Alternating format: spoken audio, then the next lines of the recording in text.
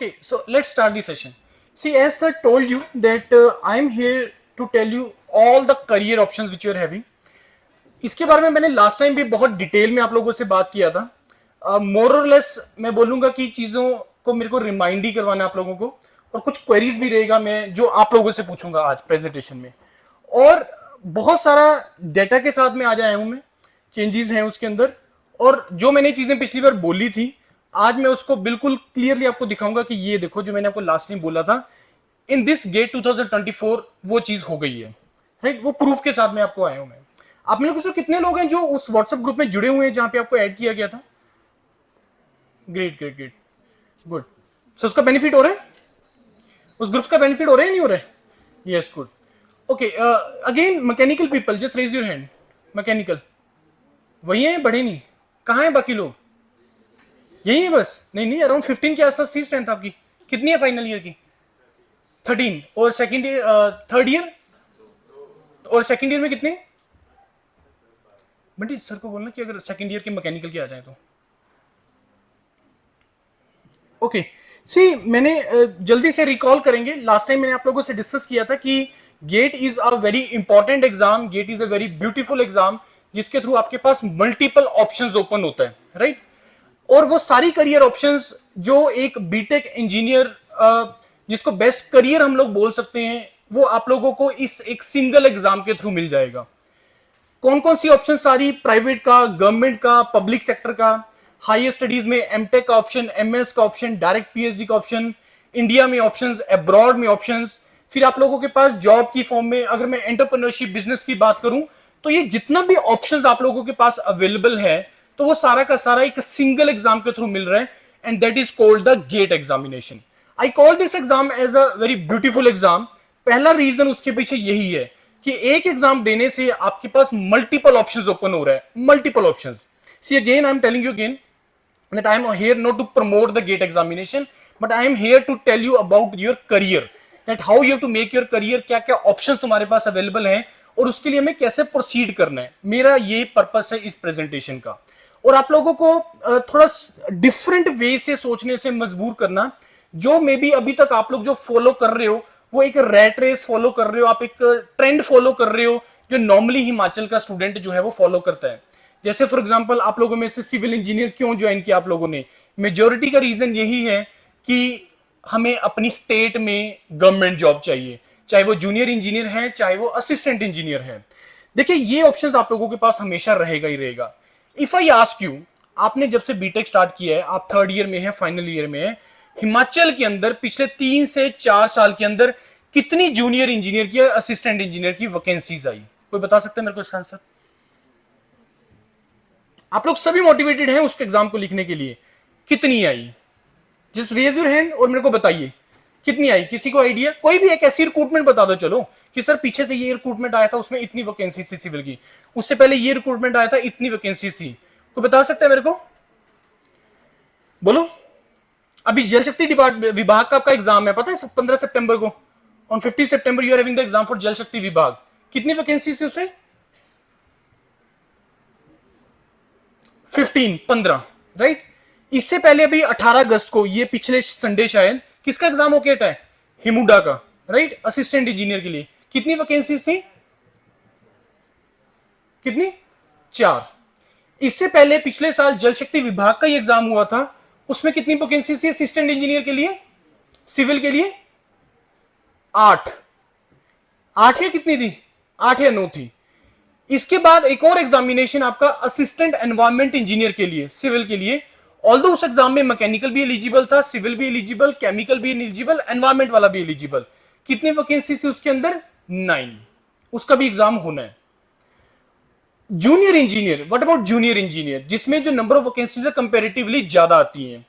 पिछले 2 से 3 साल में कोई नहीं आया। तो मेरे कहने का मतलब ये है, मेरा पर्पस क्या है ये बात बोलने का। अब अगर मैं बोलूं कि भाई फ्यूचर में कब आएंगी, पता नहीं। मैं ये तो नहीं बोलूंगा कि नहीं आएगी, पता नहीं। दूसरा, अगर आएंगी भी तो कितनी आएंगी? हिमाचल एक छोटा स्टेट है, कम पॉपुलेशन है, तो कितनी का आएंगी? आएंगी तो कम ही आएंगी, उससे भी कोई रिलेशन नहीं है। मेरे को तो सिर्फ एक ही सीट चाहिए। लेकिन आप लोग एक गवर्नमेंट कॉलेज से है, ये ऐसे गवर्नमेंट कॉलेजेस हिमाचल में और भी है। कल मेरी इंटरेक्शन ये अटल बिहारी कॉलेज में हुई है गुमा के अंदर। 6 तारीख को मेरा प्रेजेंटेशन राजीव गांधी कॉलेज के अंदर है, वहां पे भी सिविल के स्टूडेंट्स हैं।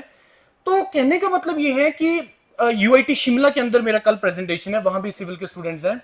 कितनी वैकेंसीज आ रही है और कहां पे आप लोग का एडजस्टमेंट होगा,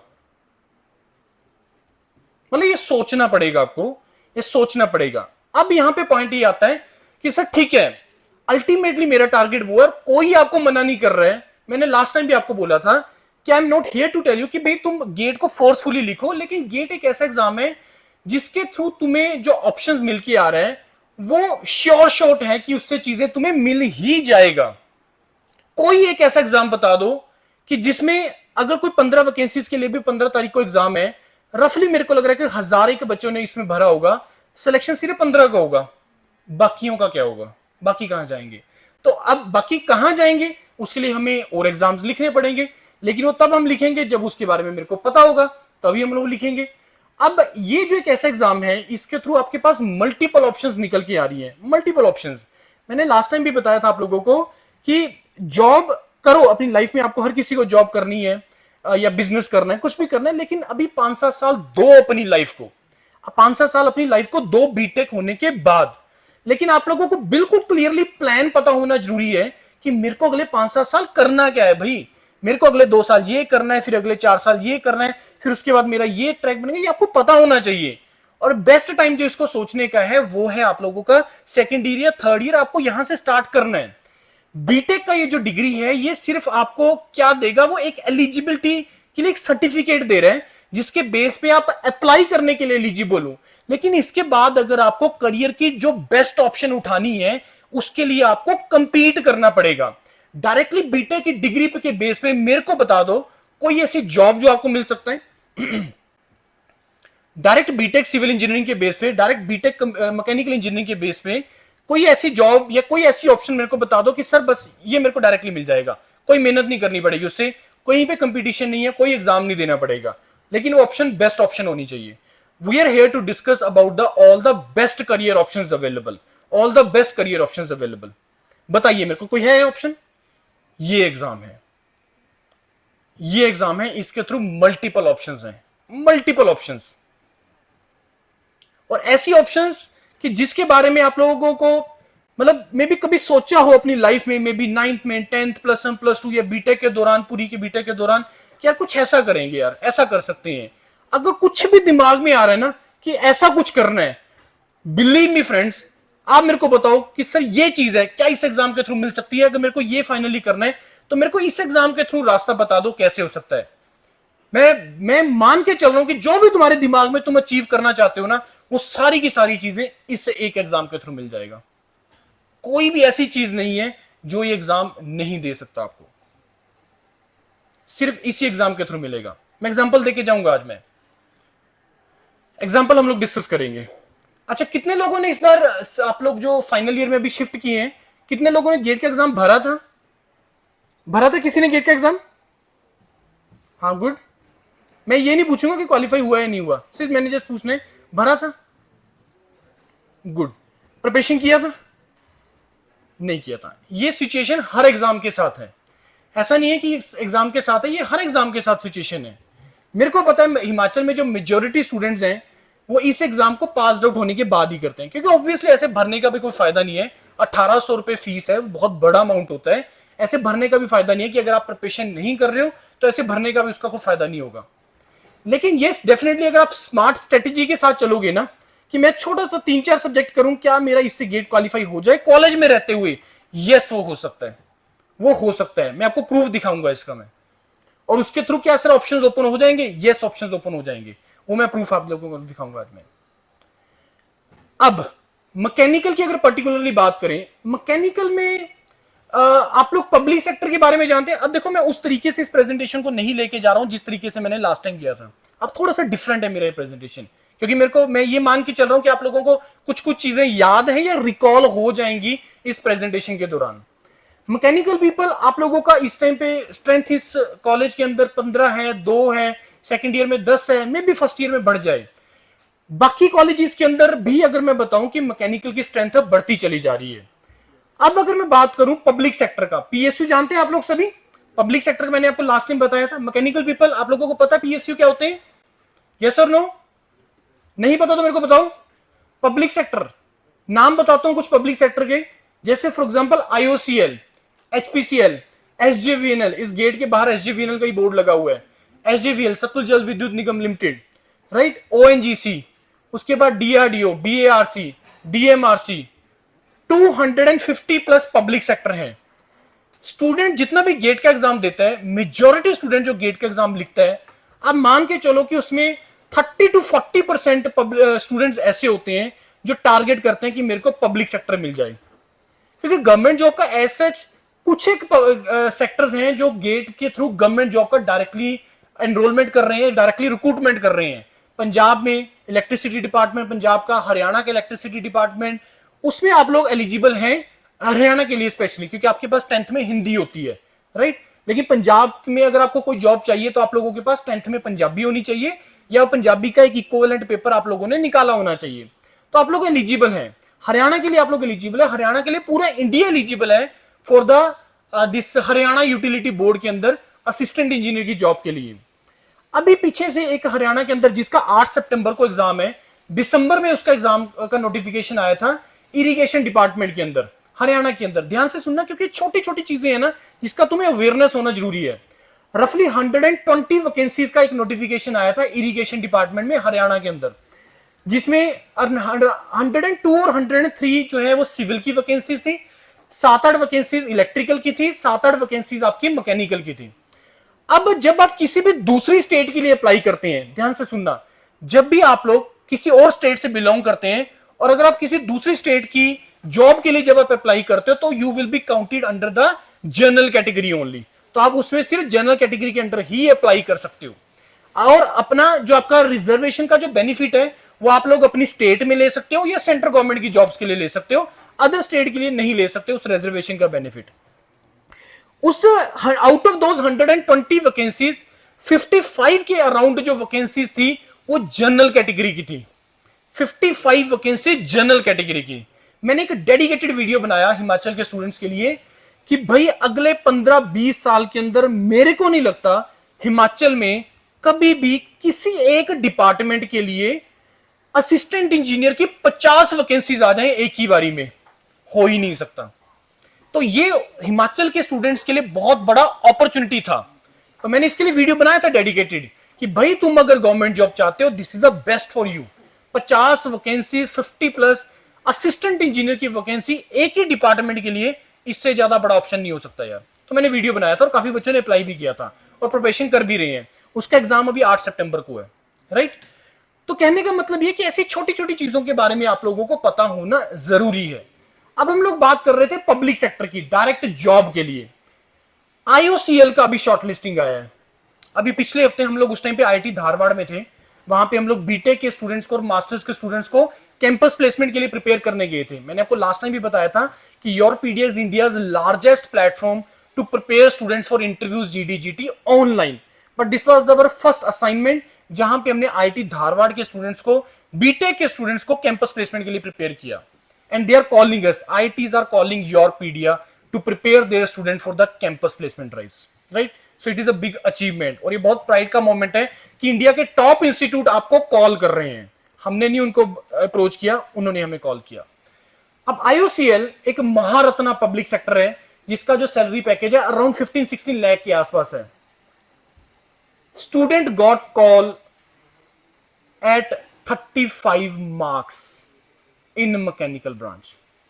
35 नंबर जिसके आए, जनरल कैटेगरी की बात कर रहा हूं मैं, 35 नंबर जिसके मैकेनिकल में गेट में आए, उसको आईओसीएल से कॉल आया है इस बार।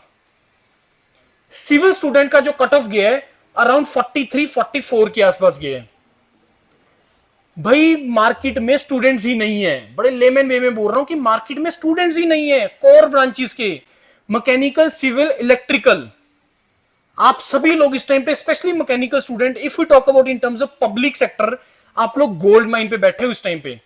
इतना आसान मैंने पिछले 15 साल के अपने करियर में गेट के थ्रू या इंजीनियरिंग स्टूडेंट के लिए इतना आसान करियर बनाना कभी भी नहीं था।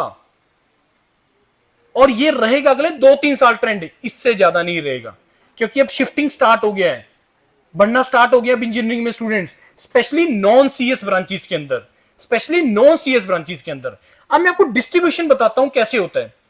आउट ऑफ एक साल के अंदर, चलो मैं मान के, वैसे तो जो अराउंड पब्लिक सेक्टर के अंदर अराउंड 2500 के आसपास वैकेंसीज निकलता है हर साल, 2500 के आसपास सारी ब्रांचेस मिल मिला के। मैं 1000 लेके चल रहा हूं, 1000 सीट्स के पीछे क्या डिस्ट्रीब्यूशन है ब्रांच वाइज। रफली 400 से 450 वैकेंसीज आउट ऑफ 1000 होती है मैकेनिकल स्टूडेंट्स की, 400 से 450 आउट ऑफ 1000 होता है मैकेनिकल के लिए। उसके बाद आता है इलेक्ट्रिकल, इलेक्ट्रिकल में होती है तकरीबन 200 सवा 200 के आसपास। उसके बाद आता है आपका सिविल, सिविल में होती है तकरीबन 150 के आसपास। उसके बाद आता है इलेक्ट्रॉनिक्स, जिसमें होती है रफली 120 से लेकर 150 के आसपास। उसके बाद लास्ट में आता है कंप्यूटर साइंस, जिसमें अराउंड 80 to 100। ये 1000 का डिस्ट्रीब्यूशन है रफली, मैंने आपको बताया। तो सबसे ज्यादा जो वैकेंसीज आती है पब्लिक सेक्टर के अंदर विद एंड विदाउट गेट, वो मैकेनिकल स्टूडेंट्स की होती है। अब आप बोलोगे सर फिर तो ये टॉप 2500 बच्चों को ही मिल जाएगा, या जो अगर मैकेनिकल की मान लो 400 सीट्स हैं टोटल फॉर एग्जांपल, तो वो तो टोटल 400 के बच्चों को मिल जाएगा, हमें तो मिलेगा ही नहीं, हमारा रैंक तो 2500 आ गया, 3000 आ गया। उससे रिलेशन नहीं है, क्योंकि जब भी पब्लिक सेक्टर कॉल करता है वो एक प्रोपोर्शन में करता है, 3 time, 5 time, 10 time, 12 time, 15 times. ये IUCL 6 to 7 टाइम कॉल करता है नेक्स्ट राउंड के लिए। और इसका अगला जो राउंड होता है वो होता है group discussion, group task and interview.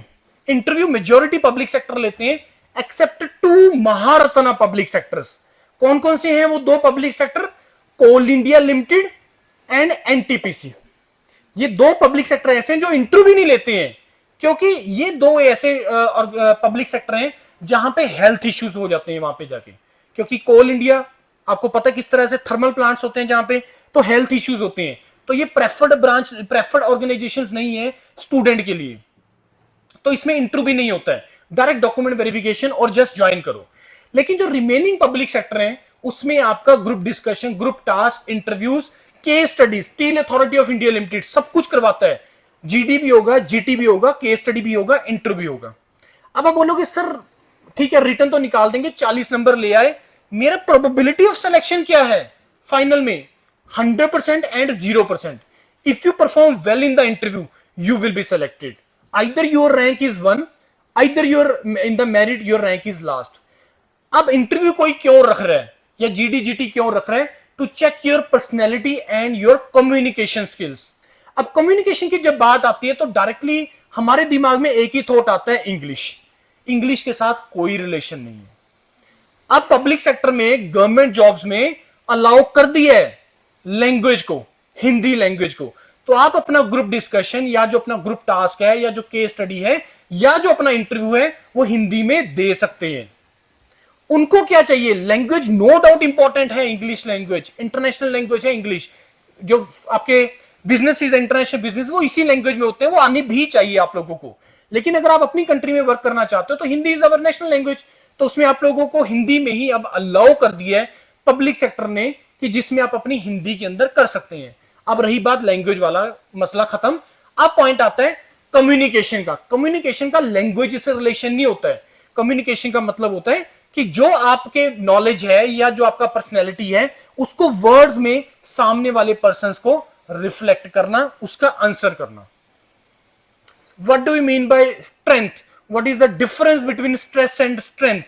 ये डिफरेंस, इसको अगर आप 2 लाइनों में अगर आप एक्सप्लेन कर सकते हो, it means your communication is good. ये इंपॉर्टेंट होता है। ग्रुप डिस्कशन, ग्रुप टास्क, कुछ इसके रूल्स होते हैं, कुछ इसके रूल्स होते हैं जो आपको फॉलो करना होते हैं।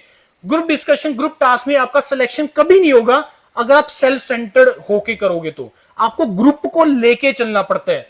तो कुछ इसमें प्रोसीजर्स होते हैं, किसको लर्न करने को, GD GT को सीखने का एक प्रोसीजर होता है, वो तरीका होता है। सिमिलरली इंटरव्यू ऑल्सो, और वो बाय द प्रैक्टिस हो जाता है।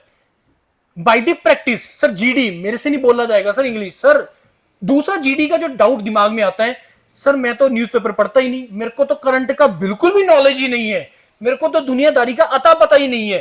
होते हैं मेरे जैसे जिनको कोई पता ही नहीं है अपनी टेक्निकल चीज से अलावा। क्या मैं स्टिल सर GD क्रैक कर सकता हूं? Yes you can do that, yes you can do that, चाहे नॉलेज हो चाहे ना हो, कोई रिलेशन नहीं है उसके साथ, लैंग्वेज का कोई रिलेशन नहीं है, और दूसरा नॉलेज का उस टॉपिक के बारे में कोई रिलेशन नहीं है। अब ये जो चीजें हैं, अब आप बोलोगे सर ना टॉपिक का पता ना लैंग्वेज का प्रॉब्लम, फिर जीडी क्रैक कैसे होगा? वो प्रैक्टिस के साथ होगा। जब आप प्रैक्टिस करोगे एक ग्रुप के अंदर जिसका टारगेट सेम चीज है और वो सारे के सारे मोटिवेटेड हैं उस जॉब को लेने के लिए, सारे लोग सीरियस हैं, तो आप लोग उस ग्रुप में जब परफॉर्म करोगे तो आपको चीजों को पता लग जाएगा कि अच्छा ये प्रोसीजर मेरे को फॉलो करना है। Okay, start the GD, this is the topic. 2 minute दिए, फिर ऑब्जर्वर बोलता है स्टार्ट। अब यहां पे बेनिफिट मिलता है जो जीडी को स्टार्ट करता है। आप लोगों को शायद वो पता होगा इस चीज के बारे में कि जो जीडी स्टार्ट करता है या जो जीडी कंक्लूड करता है उसको एक्स्ट्रा मार्क्स जाते हैं। लेकिन आप इनिशिएट करना चाहते हो, आपको प्रोसीजर पता है लेकिन टॉपिक के बारे में नहीं पता। अब बताओ भाई जीडी स्टार्ट कैसे करेंगे? ये एक प्रोसीजर्स हैं, कुछ लाइंस हैं जो आपको फॉलो करनी है, जिनको लर्न करना है और जिसको प्रैक्टिस करना है। अगर रट्टा मार के जाओगे तो पकड़े जाओगे, लेकिन प्रैक्टिस करके जाओगे तो हो जाएगा। तो ये प्रोसीजर है। सिमिलरली इंटरव्यू ऑल्सो, इंटरव्यू के अंदर एचआर पार्ट बहुत इंपॉर्टेंट होता है। Knowledge, technical knowledge is one part, लेकिन मेन जो पार्ट होता है आपका एचआर पार्ट। एचआर पार्ट में आपको कुछ क्वेश्चन बोल रहा हूं, ये हर सिविल इंजीनियर से पूछा जाता है। अगर वो गवर्नमेंट जॉब के लिए जा रहा है, why you want to join government job, ये हर सिविल इंजीनियर या हर गवर्नमेंट जॉब के लिए जब आप इंटरव्यू में जाओगे, क्लास 1 गजेटेड ऑफिसर का जब आप जॉब होगा तो उसमें ये हर किसी से पूछा जाएगा गवर्नमेंट जॉब भाई क्यों ज्वाइन करनी है। जब आप पब्लिक सेक्टर की जॉब के लिए जाओगे, सिविल इंजीनियर से ये क्वेश्चन आता है, आप अपनी स्टेट जॉब्स के लिए प्रिपेयर नहीं कर रहे हो, आप पब्लिक सेक्टर में क्यों आना चाहते हो? ये पूछेगा आपसे। एचआर पार्ट, नीट में कितना रैंक आया, कितना स्कोर है? सर इतना है। आपने हायर स्टडीज के लिए अप्लाई नहीं किया, आप आईआईटीज में नहीं जाना चाहते हो, आपका तो स्कोर बहुत अच्छा है, क्यों नहीं जाना चाहते हो? ये एचआर पार्ट होता है। आ रही है बात समझ में? एचआर का मतलब वो एचआर एक अलग पार्ट, जो आपको लगता है कि सर एचआर राउंड, ये एचआर राउंड नहीं होता, ये एचआर पार्ट होता है, वो एक ही इंटरव्यू के अंदर पूछा जाता है। आपकी क्लास में से कौन था सबसे बेस्ट, कौन था स्टूडेंट, या मान लो सपोज यहां पे कैंपस प्लेसमेंट के लिए कंपनी आ रही है, उसने आपसे क्वेश्चन पूछा आपकी क्लास में इस जॉब के लिए सबसे ज्यादा कौन डिजर्व करता है? फंसा देते हैं वो कि इस जॉब के लिए जो कंपनी वहां पे आई है, आपको क्या लगता है कि आपको पता लग गया? आपको वो देता है, प्री प्लेसमेंट टॉक देता है एक, कि किस प्रोफाइल पे आपको काम करना है, कैसे काम करना है, क्या काम लिया जाएगा, वो बताते हैं आपको। फिर इंटरव्यू में किसी से पूछ लेगा वो, अच्छा आपको क्या लगता है कि आपकी क्लास, पूरी क्लास में से कौन डिजर्व करता है इस पोस्ट के लिए? ऐसे क्वेश्चंस वो पूछते हैं कैंपस प्लेसमेंट के अंदर। आगे जी बात समझ नहीं आ गई है? सीजीपीए कितने हैं? सर मेरा 9। कितना सीजीपीए? सर मेरा 6। इतना कम क्यों रह गया उसका, या आपका इतना ज्यादा क्यों है, इसका क्यों बेनिफिट नहीं ले रहे हो, कहां पे हो सकता है? गेट का एग्जाम दिया था, कैंपस प्लेसमेंट में आई कंपनी, पूछा गेट का एग्जाम दिया था? हाँ सर दिया था, मेरा बहुत अच्छा रैंक आया। अगर आपने ये बोल दिया तो नहीं रखेगा आपको वो, क्योंकि उसको पता है इसका रैंक अगर अच्छा है, ऑब्वियस है पब्लिक सेक्टर जाएगा, मेरे को क्यों ज्वाइन करेगा? ये पॉइंट समझ में आ रहा है? ये एचआर पार्ट होता है। Why you want to join IOCL? Why you want to join HPCL? एक स्टूडेंट से पूछा जाता है Why you want to join IOCL? Why you want to join HPCL? ये पूछा जाता है हर एक बच्चे से, हर किसी से पूछा जाता है ये। अब इसका कोई स्टैंडर्ड आंसर नहीं है कि स्ट्रेस क्या होती है, इसका स्टैंडर्ड आंसर है, लेकिन क्यों तुम इस ऑर्गेनाइजेशन को ज्वाइन करना चाहते हो, इसका कोई स्टैंडर्ड आंसर नहीं है। लेकिन इसको लिंकिंग कैसे बनाना है, ये चीजें आप प्रैक्टिस के साथ लर्न कर जाते हो। अब पहला पार्ट जो है वो है एक एग्जाम को प्रिपेयर करना और हमें अपने आप को शॉर्टलिस्ट करना नेक्स्ट राउंड के लिए। फिर नेक्स्ट राउंड आ जाता है जहां पे आपका इंटरव्यूज और ग्रुप डिस्कशन, ग्रुप टास्क, ये सारी चीजें होती हैं। तो मैकेनिकल स्टूडेंट्स इस टाइम पे, जैसे मैंने आपको बताया, जनरल कैटेगरी आईओसीएल जो महारत्ना पब्लिक सेक्टर है, तुम्हें 35 नंबर पे कॉल आ रहा है, सिविल में 43 पे कॉल आ रहा है। ऐसे बहुत सारे पब्लिक सेक्टर हैं जो मासिस में रिक्रूट करते हैं। और एक चीज और दिमाग में रखना, ऐसा नहीं है कभी भी, ये हमें भी लगा था एग्जांपल के तौर पे, अभी इलेक्शन हुए, इलेक्शन से पहला जो 1 साल 1.5 साल था ना, दबा के वैकेंसीज आई, दबा के ह्यूज वैकेंसीज आई। हमें खुद लगा एज ए दिस एंड, हमें लगा ये तो इलेक्शन के कारण जो है ज्यादा वैकेंसीज आई, अब नहीं आएगा आगे अगला 1 साल, हम क्या करेंगे? ये हमारे दिमाग में थॉट आया, क्योंकि हमारा बिजनेस उसी से रिलेटेड है कि जब वैकेंसीज आएंगी तो उतना बच्चा हमारे साथ ज्यादा प्रिपेयर करेगा as a business point of view. लेकिन जैसे इलेक्शंस ओवर हुए भाई, दबा के वैकेंसीज आना स्टार्ट हुआ और ज्यादा वैकेंसीज आया। एग्जांपल के तौर पे HPCL, Hindustan petroleum corporation limited, HPCL जो रिक्रूटमेंट करता है वो विदाउट गेट करता है। पिछले साल मैकेनिकल में उसमें वैकेंसीज आई 25, नहीं सॉरी 52। इस साल वैकेंसीज आई है 92। जो इस बार अभी रिक्रूटमेंट जिसका भी एग्जाम 18 अगस्त को संडे को होके है। अब ये जो नोटिफिकेशन आया था ये इलेक्शन के रिजल्ट के बाद आया था और ये हर जगह पे एप्लीकेबल है। तो ये चीज दिमाग अब क्यों हुई, अब ऐसा क्यों हुआ, ज्यादा वैकेंसीज क्यों निकली? क्योंकि नीड है भाई इस कंट्री को, अगर डेवलप होना है, डिमांड बढ़ती चली जा रही है, पॉपुलेशन बढ़ती चली जा रही है, हमें नीड्स को पूरा करना है, हमें अपने रिसोर्सेज को बेस्ट यूटिलाइज करना है। और मैंने आपको लास्ट टाइम भी बताया था कि इस कंट्री की डेवलपमेंट में सबसे ज्यादा जो रोल है वो दो हैं, दो parties, private and public sector. Government को मैं टोटली फेल मानता हूं, ग्रोथ में कोई रिलेशन नहीं है, कोई रिलेशन नहीं है। एक का कोई गवर्नमेंट जॉब गवर्नमेंट सेक्टर होगा जो कर रहा होगा अच्छा, लेकिन मेरी नॉलेज में कोई भी नहीं है कि जो गवर्नमेंट ग्रोथ के लिए कर रहा है। एग्जांपल पब्लिक सेक्टर, प्राइवेट में आप लोगों को पता है बहुत सारी कंपनीज हैं, चाहे अंबानी अडानी हम जितना मर्जी क्रिटिसाइज करें या जो मर्जी करें, भाई आपको सोल्यूशंस दे रहे हैं, आपकी प्रॉब्लम्स को सॉल्व कर रहे हैं, आपको दे रहे हैं टूल्स, दे रहे हैं आपको फोन्स, दे रहे हैं कम्युनिकेशन के लिए, दे रहे हैं जो भी कर रहे हैं। Public sector ISRO, Hindustan aeronautical limited, DRDO, Bhabha atomic research centre, steel authority of India limited, जितने भी पब्लिक सेक्टर हैं सब आपको सॉल्यूशंस दे रहे हैं, सब आपको सॉल्यूशंस दे रहे हैं। आईएसआरओ कंट्री की ग्रोथ में बहुत बड़ा रोल है इसका, आईएसआरओ का। रीजन कैसे? आईएसआरओ का पर्पस क्या है आईएसआरओ? स्पेस में सैटेलाइट लॉन्च करना है, मेन तो यही है ना उसका। अब क्या वो सिर्फ इंडिया के लिए कर रहा है? क्या वो सिर्फ इंडिया के लिए कर रहा है? यूएसए तक के लिए कर रहा है वो, जिसकी नासा एक बहुत बड़ा ऑर्गेनाइजेशन है, वो खुद, क्योंकि उनको कोई सैटेलाइट लॉन्च करने के लिए खर्चा पड़ रहा है 1500 करोड़, इसरो उसको 500 करोड़ में लगा दे रहा है। तो ये अब इसमें बेनिफिट किसको हो रहा है? इसरो अर्न करके दे रहा है, इस कंट्री को अर्न करके दे रहा है। Hindustan aeronautical Limited helicopters, planes, missiles export कर रहे हैं कुछ कंट्रीज को। हम लोग पीछे से आया ऐसा न्यूज कि इतना हमने एक्सपोर्ट किया है। अब सोच के देखो, आज से 10-15 साल पीछे हमें हमेशा परचेज ही करने पड़ते थे, खास करके डिफेंस सेक्टर के लिए। अब हम उस सिचुएशन में आ गए कि हम एक्सपोर्ट करना स्टार्ट कर दें। International business is this called, और इसका डायरेक्ट रिलेशन आपकी जीडीपी के साथ है, जीडीपी के साथ। और जीडीपी जितना किसी भी कंट्री का ज्यादा होगा, उतना उस कंट्री को डेवलपमेंट की तरफ या डेवलप होने में कम टाइम लगेगा, क्योंकि जीडीपी का जो डायरेक्ट रिलेशन है वो आपका इंपोर्ट और एक्सपोर्ट से होता है। इतनी बात समझ में आती है कि जितना तुम अपना इंपोर्ट करोगे, सॉरी जितना तुम एक्सपोर्ट करोगे उतना तुम अर्न करोगे। बिजनेस है, सिंपल लैंग्वेज है बिजनेस की टर्म में। तो हमें ज्यादा से ज्यादा चीजों को एक्सपोर्ट करना है, बेचना है, लेकिन उससे पहले हमें अपनी नीड्स को पूरा करना है, हमें अपने यहां पे जो लोगों की नीड्स को पूरा करना है। That is simple. तो जीडीपी को ग्रो करवाना है, हमने जीडीपी को बढ़ाना है, और उसका सिर्फ और एक ही तरीका है करने का, that is the international businesses, that is can only be done through the export. जैसे आज से कोविड के पीरियड से पहले ऑटोमोबाइल सेक्टर में बहुत ज्यादा वेटिंग पीरियड बढ़ गया था, तो उस टाइम पे रीजन क्या था उसके पीछे कि हमारे पास माइक्रो प्रोसेसर में जो चिप डलती है वो नहीं थी हमारे पास, और हमारे पास क्या पूरे वर्ल्ड लेवल पे ये प्रॉब्लम थी कि ऑटोमोबाइल सेक्टर के अंदर बहुत ज्यादा वेटिंग पीरियड बढ़ गया था गाड़ियों का, 6-6 महीने, 8-8 महीने, 10-10 महीने। वो अपॉर्चुनिटी था, किसी भी कंट्री के लिए हो सकता था, लेकिन वो चैलेंज लिया इंडिया ने। We want to be the largest exporter of chip to the world, और वो कर रहे हैं, और वो कर रहे हैं। That is the reason why VLSI domain के अंदर, सेमीकंडक्टर के अंदर, आप लोग अगर इलेक्ट्रॉनिक्स इलेक्ट्रिकल की लैंग्वेज समझते हैं तो उस डोमेन में बहुत ज्यादा ग्रोथ मिला इस कंट्री को, और बहुत सारी कंपनीज ऐसी जिन्होंने बहुत ज्यादा ग्रो भी किया है इस डोमेन के अंदर, और सैलरी पैकेजेस आर ह्यूज, बहुत ज्यादा सैलरी पैकेजेस दिए हैं जिन्होंने हायर स्टडीज इस पर्टिकुलर डोमेन में किया। अब इसके साथ रिलेशन ही नहीं है कि मैकेनिकल सेक्टर क्या, मैकेनिकल या सिविल सेक्टर क्या।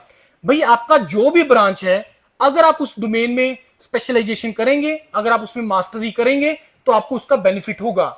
आज के टाइम पे इंडस्ट्रीज की रिक्वायरमेंट क्या है? आज के टाइम पे इंडस्ट्रीज की रिक्वायरमेंट है स्पेशलाइज्ड पर्सन, स्पेशलाइज्ड इंडस्ट्रीज की requirement, specialised person, specialised in structure, specialised in transportation. भाई अगर हम अपने ट्रांसपोर्ट सिस्टम को या रोड्स को या कोई भी सिस्टम को अगर हमें सेट करना है, आपको लगता है कि ट्रांसपोर्ट इंजीनियर का रिक्वायरमेंट होगा उसके अंदर? अब बीइंग अ सिविल इंजीनियर, क्या आपके पास वो एक्सपर्टीज है ट्रांसपोर्ट डोमेन का? स्पेशलाइजेशन है? नहीं है, वो मास्टर्स लेवल पे है। अभी ये जम्मू कश्मीर में वो कौन सा पुल बना है, वो चिनाब का बिल बना ना, जिसके ऊपर अभी ट्रेन शायद इन्होंने रन भी करा है, ट्रायल भी किया रहा है उसके ऊपर। अब उसके ऊपर पूरा रिसर्च करना, या जो आपकी अटल टनल बनी है उसके ऊपर रिसर्च करना, किसका रोल रहा है। पहले हमें एक छोटी सी चीज बनानी होती थी, एक छोटा सा ब्रिज बनाना होता था, फौरन से हमें देखने पड़ते थे स्पेशलिस्ट पर्सन, चाहे वो स्ट्रक्चर से रिलेटेड है, चाहे आरसीसी से रिलेटेड है, किसी भी डोमेन से रिलेटेड है। अब नहीं है, क्योंकि हमें इसी कंट्री के अंदर अब हमें स्पेशलाइज्ड पर्सन मिलने स्टार्ट हो गए हैं। That was the purpose this GATE exam started, कि लोगों को स्पेशलाइजेशन की तरफ मूव करवाया जाए, स्पेशलाइजेशन करी जाए, चाहे वो थर्मल डोमेन है, चाहे वो जियोटेक है, चाहे वो एनर्जी सिस्टम्स है, कोई भी डोमेन, एआई टूल्स।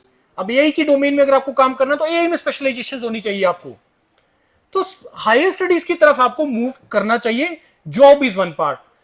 अब दो तीन चीजें मैं आपको बोलूंगा, मैंने आपको लास्ट टाइम भी बोली थी। पहला चीज कि एक तो जॉब करने का यार जल्दी मत करना, लाइफ में जॉब करने का जल्दी मत करना, ये मेरा सजेशन है। Rest decision is yours. कम से कम अगले 5-7 साल देना अपनी लाइफ को, 5-7 साल देना, उसके बाद कंपैरिजन करना अगर किसी के साथ करना है। दूसरा जो गलती हम लोग करते हैं वो ये है कि हम इमीडिएट कंपैरिजन करते हैं, इमीडिएट कंपैरिजन कि बीटेक हुआ, कौन क्या कर रहा है। मे बी ये डिसीजन आपने बीटेक करने से पहले भी लिया होगा, ये देखा होगा कि आपका कौन सा फ्रेंड कौन सी ब्रांच ले रहा है, ये भी उस टाइम पे आपने किया होगा।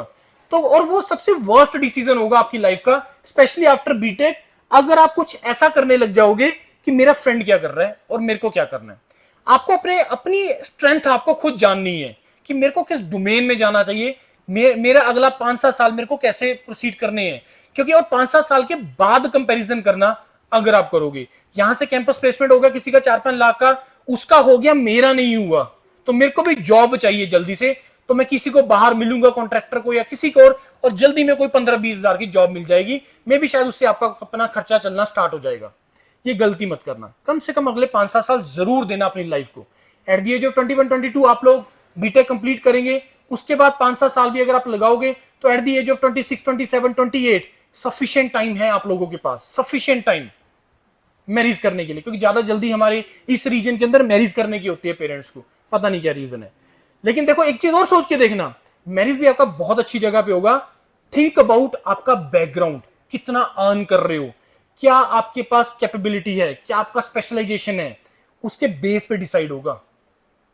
पेरेंट्स कौन सा रिश्ता ढूंढ के दे रहे हैं, क्या कर रहे हैं, वो एक फैक्टर है, लेकिन अदरवाइज, क्योंकि ये बहुत इंपॉर्टेंट पॉइंट है, ये बहुत इंपॉर्टेंट पॉइंट है, ये लाइफ का एक बहुत बड़ा डिसीजन होता है आपका मैरिज से रिलेटेड। एक आईएएस है, कोई ऑफिसर आईएएस है, और एक सपोज जेई है, जूनियर इंजीनियर, राइट। तो दोनों की अब इस डिसीजन मेकिंग में या उसको किस तरह के रिश्ते आएंगे, जो भी आएगा, अब आप ये अंडरस्टैंड कर सकते हैं। तो इसलिए मैं बोल रहा हूं कि जल्दी मत करना चीजों को, करने को आराम से करना, लेकिन सोच समझ के करना और पूरा प्लान करके करना कि सर ये बताओ, मेरा बीटेक मैकेनिकल में है, मेरा इंटरेस्ट इस डोमेन में है, मैं ये करना चाहता हूं, मेरे पास क्या क्या रास्ते हैं करने के। बहुत सारे रास्ते हैं करने के लिए। लास्ट टाइम मैंने आपको ऑलमोस्ट सारे के सारे रास्ते बताए थे, और उस रास्तों को प्रोसीड करने के लिए जो दरवाजा है ना, जहां से तुमने निकल जाना है, वो ये एग्जाम है, that is a GATE examination. ये इस एग्जाम का सबसे बड़ा ब्यूटी है कि इस दरवाजे से ही निकल के आप लोग जाओगे, जो भी करियर आप लोग जो है अच्छा चाहते हो। बड़ा सोचना स्टार्ट करो, जितना हो सके ज्यादा से ज्यादा बड़ा सोचो, छोटा मत सोचो, बड़ा सोचना स्टार्ट करो। और जितना बड़ा सोचोगे, एक लॉ ऑफ यूनिवर्स है, अगर किसी ने सुना है तो, that is called the law of attraction, है ना। एक लॉ ऑफ अट्रैक्शन होता है कि जिस चीज के बारे में आप सोचना स्टार्ट कर दोगे, प्लान करना स्टार्ट कर दोगे, उस चीज के लिए एफर्ट करना स्टार्ट कर दोगे, देर सवेर वो चीज आपको मिल जाती है। कंडीशन ये है कि अगर आप एफर्ट जेन्युइनली डाल रहे हो, मेहनत वो तो करनी ही है, जिसका कोई ऑल्टरनेट नहीं है, ये तो कंडीशन है, लेकिन मिल जाता है।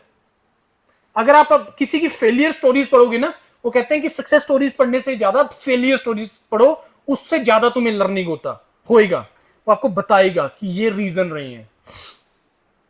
हम लोग बहुत मॉड्यूल लॉन्च करते हैं एक साल के अंदर, कुछ चलते हैं कुछ नहीं चलते हैं, लेकिन हमें पता होता है कौन से चलेंगे, बिलीव मी, कौन से चलेंगे स्टार्ट करने से पहले, और चले क्यों चले, उसके पीछे भी रीजंस होते हैं। और एक लॉ ऑफ अट्रैक्शन भी होता है कि हम जिस, और उसे एफर्ट भी अकॉर्डिंगली लगता है।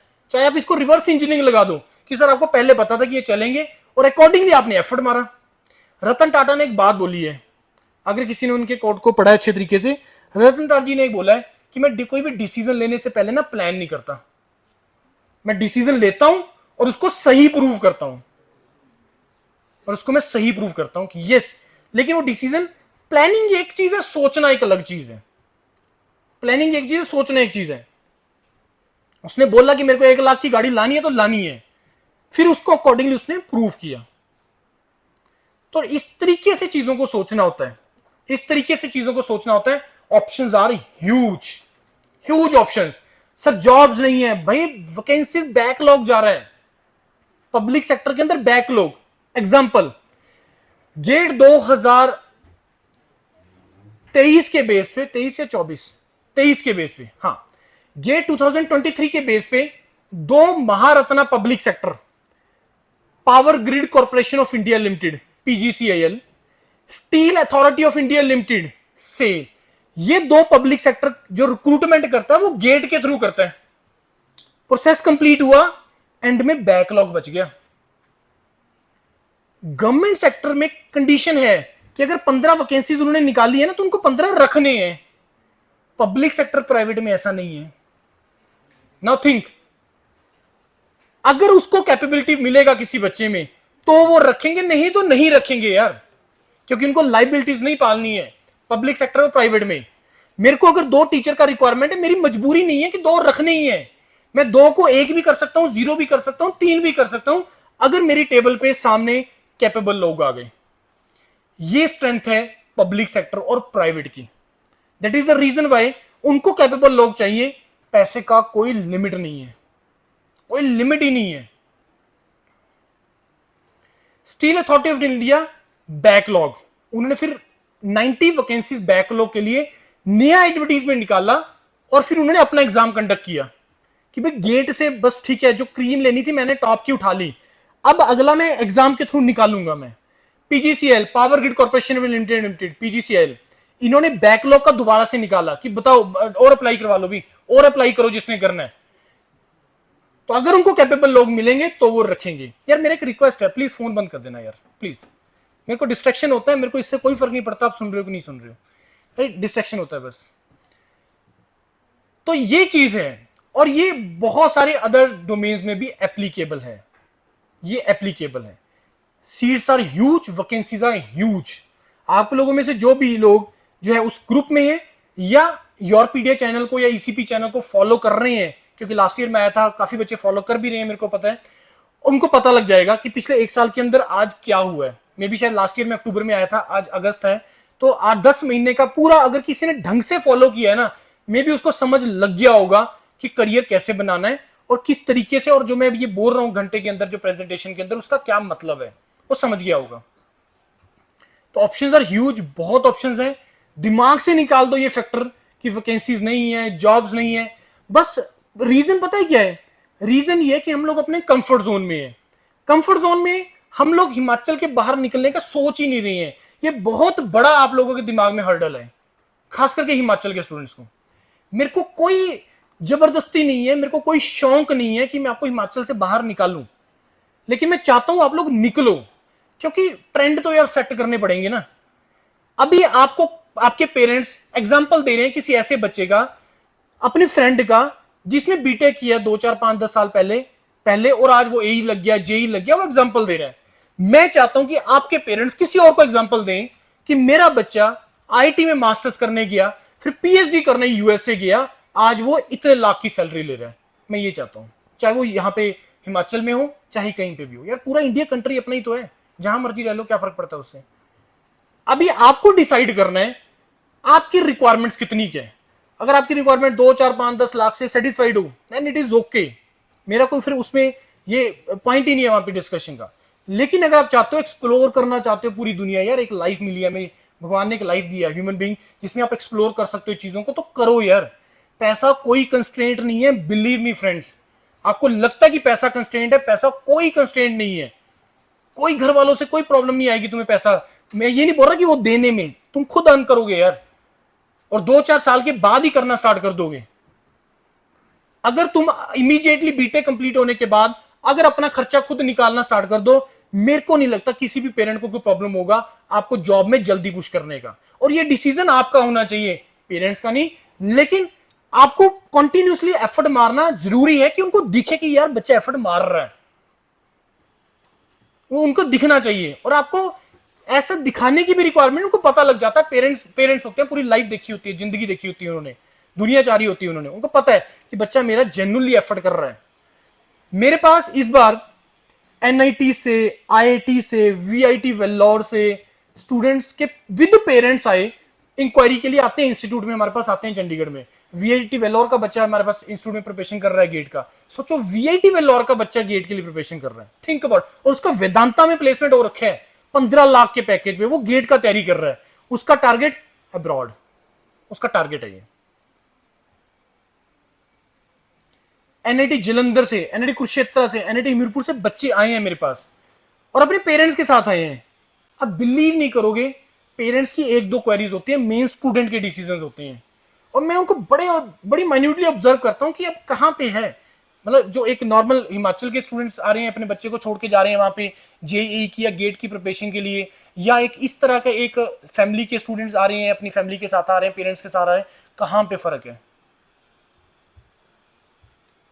तो एग्जाम्पल यार आप लोगों को सेट करनी है। मैंने सुना कुछ टीचर से, सर ये तो सीरियसली मैं जेन्युइन फीडबैक दे सकता हूँ, ऐसे रिकॉर्ड हो रहा है ये, कि सर ये तो कुछ नहीं करते हैं, ये तो मेहनत नहीं करना चाहते। बिलीव मी सर, हमारा कॉलेज तो बहुत दूर आ गया है, यहाँ तो अच्छा बच्चा नहीं आता है। यार करो एग्जाम्पल सेट, यार करो एग्जाम्पल सेट। और आपके जो इस बार पास आउट हुए हैं, कुछ स्टूडेंट बैठे हैं मेरे पास, प्रिपरेशन कर रहे हैं गेट का, तमन्ना वगैरह 3-4 लड़कियां और आई हैं, कुछ जेईई का भी प्रिपरेशन कर रहे हैं। तो एग्जाम्पल सेट करनी पड़ेंगे, मेहनत करनी पड़ेगी और एग्जाम्पल सेट करनी पड़ेगी कि जब ये बोलना स्टार्ट कर दें, जब यहां से करियर बनना स्टार्ट हो जाएगा बच्चे का, हर कोई यहां पे आना चाहेगा कि ज्यूरी कॉलेज चलते हैं, वहां से बच्चा जो निकला था, बीटेक किया था, आज वो ये बन गया, आज वो ये कर रहा है। तो ये किसी ना किसी को तो यार चैलेंज लेना पड़ेगा। और चैलेंज इसमें फायदा किसका होगा यार? हर किसी का फायदा होना है। आपका एज इंडिविजुअल तो फायदा हो ही रहा है, कॉलेज का भी फायदा हो रहा है, एक नया ट्रेंड मिल रहा है हिमाचल के अंदर। क्योंकि जो मैंने शुरू में स्टार्टिंग में इस प्रेजेंटेशन में बोला ना, प्रॉब्लम जिसको शायद आप लोग अंडरस्टैंड नहीं कर रहे हो, अभी भी नहीं कर रहे हो, कि भाई कितनी वैकेंसीज आ जाएंगी जेईई की और कितने को उसमें एडजस्ट हो जाएंगे, बाकी लोग क्या करेंगे, बाकी क्या करेंगे, सोच के मेरे को इसका आंसर कर दो अगर किसी के पास है तो। मे बी आप इस चीज को अब रियलाइज ना करो, मे बी 2-4 साल के बाद आपको ये चीज पता लग जाए कि हाँ यार किसी ने आया था और बोला था 2-4 साल पहले, अब क्या करें। तो थोड़ा सा अपना नजरिया चेंज करो यार सोचने का। अपॉर्चुनिटीज आर ह्यूज, बहुत अपॉर्चुनिटीज अवेलेबल है। बात आ गई समझ, आ रही कि नहीं आ रही बात समझ में? रास्ते बहुत हैं, बहुत सारे रास्ते हैं, अलग अलग रास्ते हैं, अलग अलग रास्ते हैं, दरवाजा एक ही है, वो एग्जाम। इसी एग्जाम के थ्रू मिलेगा करियर। एग्जाम्पल के तौर पे, पता नहीं मैंने लास्ट टाइम एग्जाम्पल दिया कि नहीं दिया था, अमृत बेदी एक स्टूडेंट होता था रियात एंड बारह का, ली थी मैंने लास्ट टाइम एग्जाम्पल ही। अमृत बेदी इलेक्ट्रिकल का स्टूडेंट, रियात एंड बारह का, ये रोपड़ वाला कैंपस जो बंद हो चुका है, कॉलेज ही बंद हो चुके हैं। सोचो, आईटी कानपुर से उसने पीएचडी किया और पोस्ट डॉक के लिए वो यूएसए चला गया। आज वो यूएस डिफेंस के अंदर ड्रोन टेक्नोलॉजी पे काम कर रहा है, यूनिवर्सिटी ऑफ मैरीलैंड के अंदर प्रोफेसर है वो। और आपके दिमाग में एक और थॉट भी आता है कि सर अगर हमने हायर स्टडीज की तरफ गए तो सिर्फ टीचिंग एक ऑप्शन हो जाएगा। ऐसा नहीं है यार, बिल्कुल भी नहीं है। अगर तुम टीचिंग डोमेन में जाना चाहते हो, first thing that is the best profession, that is the best profession, पहला चीज। दूसरा, अगर तुम टीचिंग में जाना चाहते हो तो वो तुम्हारी बाय चॉइस होगा। आज के टाइम पे कंप्यूटर साइंस में प्लेसमेंट का इश्यू चल रहा है, बैचलर लेवल पे, मास्टर्स लेवल पे नहीं है, और ये किसी भी ब्रांच में। इस बार ओनली 25% प्लेसमेंट हुआ है कंप्यूटर साइंस का आईआईटीज के अंदर, बीटेक के स्टूडेंट्स का। Only 25% student got placed in ITs, computer science, BTech.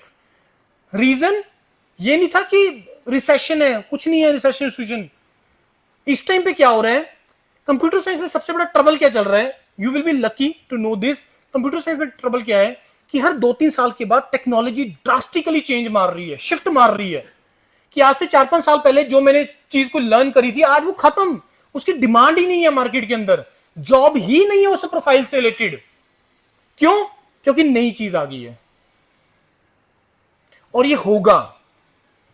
लेकिन जब तक आप अपने अंदर स्पेशलाइजेशन नहीं लेके आओगे और अपने आप को इसे झुंड से अलग नहीं कर लोगे, these all are BTech in civil student, this is specialized in transportation from IIT, हो गया अलग, हो गया अलग कि नहीं हो गया? और इसकी रिक्वायरमेंट है इंडस्ट्रीज को, इसकी रिक्वायरमेंट है इंडस्ट्रीज को, और ये हर सेक्टर में एप्लीकेबल है। कोई मर्जी स्पेशलाइजेशन उठा लो, चाहे आप स्पेस टेक्नोलॉजी क्यों ना उठा लो, आईटी कानपुर के अंदर है, आईटी कानपुर के अंदर स्पेस टेक्नोलॉजी है एक ब्रांच, जिसमें कोई भी ब्रांच का बच्चा जा सकता है, दैट इज फिजिक्स मोर। जिसका आप लोगों में से किसी का फिजिक्स में इंटरेस्ट हो ना, उस प्रोग्राम को उठाओ, बहुत अच्छा प्रोग्राम है। ऐसे बहुत सारे डोमेन्स हैं। मास्टर्स इन एंटरप्रेन्योरशिप, आप लोगों में से जो भी बिजनेस में जाना चाहता है, किसी के पास आइडिया है, उसको फ्रक्टिफाई करना चाहता है, entrepreneurship masters, IT Hyderabad, IT Madras, उसमें एंटरप्रेन्योरशिप में मास्टर्स होती है। आपको सिखाएंगे यार बिजनेस कैसे होता है।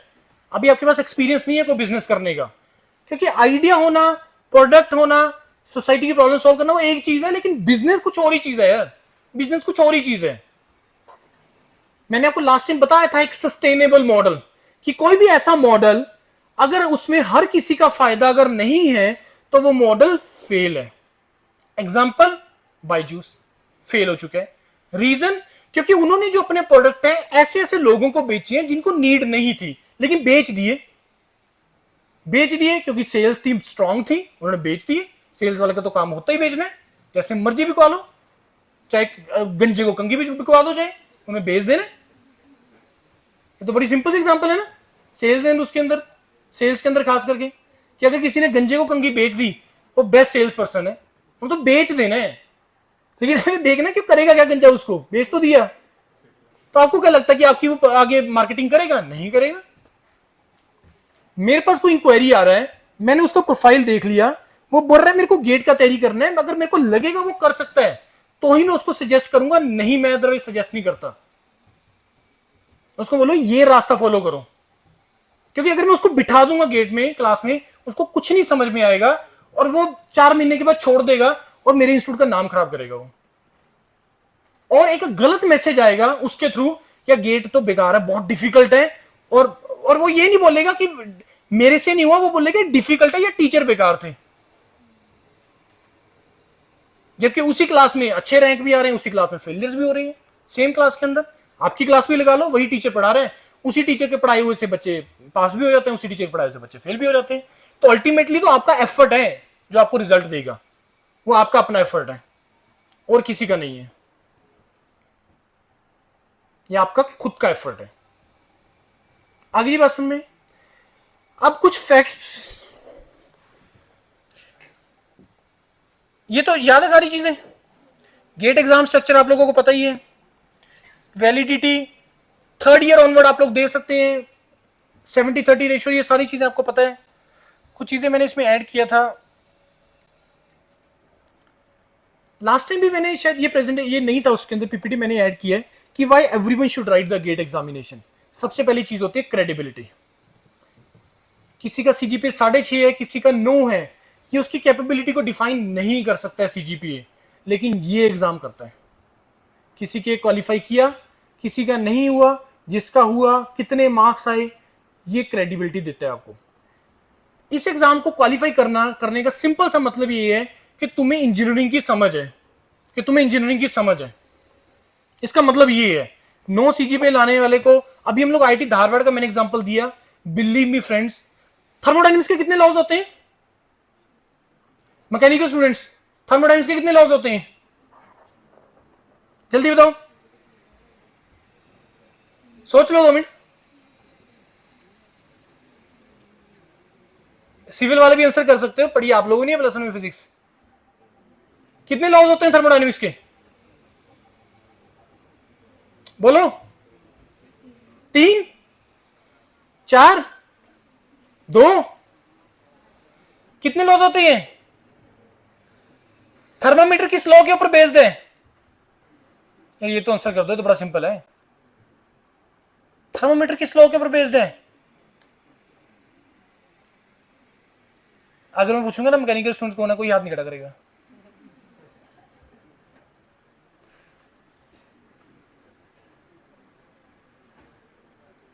Zeroth law, first law, second law, third law, 4 ही तो लॉ है थर्मोडायनेमिक्स, जीरोथ लॉ के ऊपर बेस्ड है। इसके आंसर भी नहीं आते इंटरव्यू के अंदर, जैसे अब मैंने पूछ लिया, क्योंकि आप विदाउट प्रिपरेशन जा रही हैं। लेकिन ये एक ऐसा एग्जाम है जो तुम्हें सिखा देगा इंजीनियरिंग, क्वालिफाई हो चाहे ना हो गया तो बहुत अच्छी बात है, लेकिन क्रेडिबिलिटी देता है आपको। बात आ गई समझ? अब बात आ गई समझ? तो ये पर्पस है इसका, सबसे पहला क्रेडिबिलिटी, दूसरा लाइफ लॉन्ग वैल्यू, पूरी जिंदगी बेनिफिट लो इसका, और अपने रिज्यूमे पे लिखते रहो, जहां पे भी कहीं पे भी इंटरव्यू में जाओगे लिखते रहो, पूरी जिंदगी फायदा लो इस एग्जाम का। इंटरव्यू में तुम्हें बेनिफिट मिलता है, तुम इंटरव्यू में जा रहे हो, कोई कंपनी आ रही है यहाँ पे प्लेसमेंट के लिए, आपने थर्ड ईयर में गेट क्वालिफाई किया, भाई 101% तुम्हें वो बेनिफिट देगा, 101%।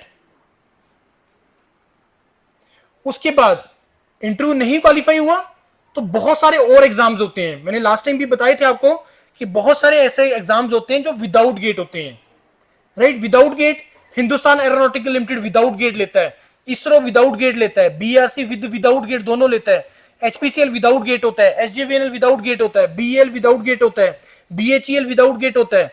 उसके बाद आपका आ गया airport authority of India limited without GATE होता है, निट्रो विदाउट गेट होता है।